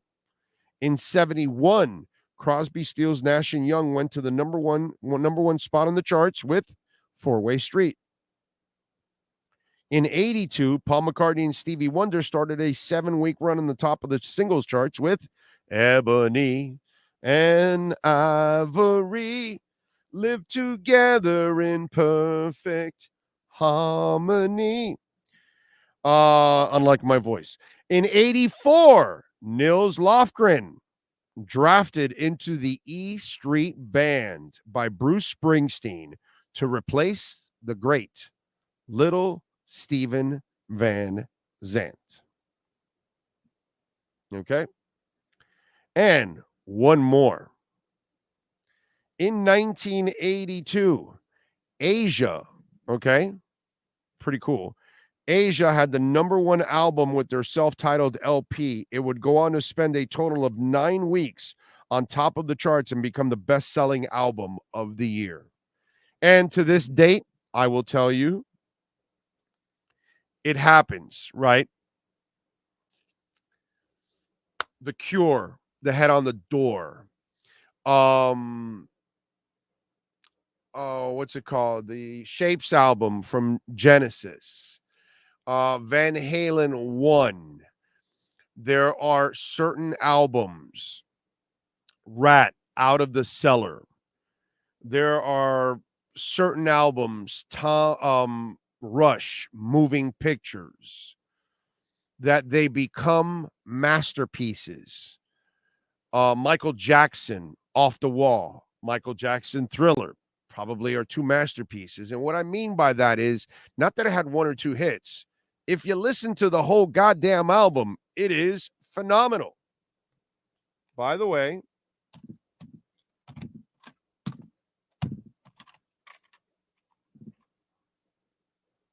okay, showed you a cassette that is one of those. Because on this, you got Let's Go Crazy, Take Me With You, Darling Nikki, When Doves Cry, I Would Die For You, Baby I'm a Star, Purple Rain. Hey, it's a redonkulous album by Prince, rest in peace. Like, it's stupid. The Stranger from Billy Joel.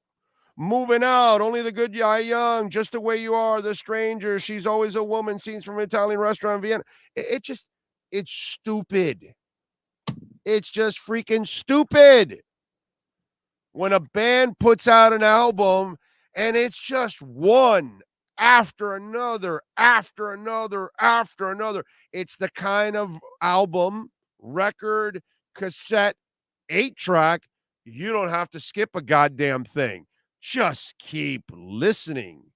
And certain bands, they get into this groove and they create an album that is just masterful. You know what I'm saying? From beginning to end. And Asia, Heat of the Moment, Only Time Will Tell, Soul Survivor, One Step Closer, Wildest Dreams, Without You, Here Comes the Feeling. I mean, it's just that album. They never created another album like that. You know, they had some other songs, Don't Cry and all that in the next album. And, you know, they had a couple of other hits, but their albums were never like this ever again. That Asia album is a freaking masterpiece.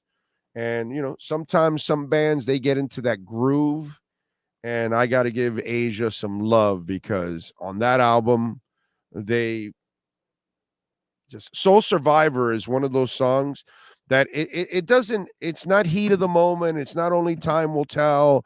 But Soul Survivor for me is like just an awesome song that doesn't get nearly the amount of play that Heat of the Moment and Only Time Will Tell. Those things were skyrocketing on the charts. But to me, Soul Survivor is just, dude, what a freaking awesome song. So props to Asia on that one album. They were on target. John Wetton, I believe, rest in peace, right? I believe he's no longer with us, if I'm correct. I think we lost him. Racist classic Asia album is great from beginning to end. Exactly. John Dew says, God, Asia was amazing. That album is perfection, bro. Blue Moon is Dollar Store Delirium Trends. I don't know what that means. Big O, do you think the Miami Heat beat the Celtics? How many games you think it's going to go? I'm hoping it goes 7, man. The Heat shouldn't win this series. They're not better than the Celtics. This will take a miracle, and this will take I expect Jimmy to be Jimmy. Question is, will the role players all step up? Because it's the only way. They have no other stars. So it's not like you can count on Bam to go out for 20 points plus every single night. You know he's not going to do that because it's not in him. So it's really up to him. I would probably pick the Celtics in 7. I hate to say it. If you put gun to head and you have to make me make a pick, I can't pick the Heat in this one. I'm picking the Celtics in 7. I hope I'm dead wrong. You know, do the Heat have a chance? They got a shot. Definitely. They got a shot. I'm picking Panthers in 6. The shocker against Carolina. That one I'm going. But I don't know about the role players around them. Let's see. William Quigley's in the house. Cutter's Edge Pro, baby. You saw the video earlier. Dade, Broward, and Palm Beach counties. You're looking to change that home of yours right there. You see the billboard, 954-472-0622. Call my man William. Big supporter of our platform and a great way to increase the value of your home, man. William says, Waddle may be the 4th fastest player, but he's the best at creating space and separation. Then his acceleration after the catch is incredible. He's just a polished route runner, man. I'm with you, William. He's just so good, man. So good. John agrees the Soul Survivor was epic.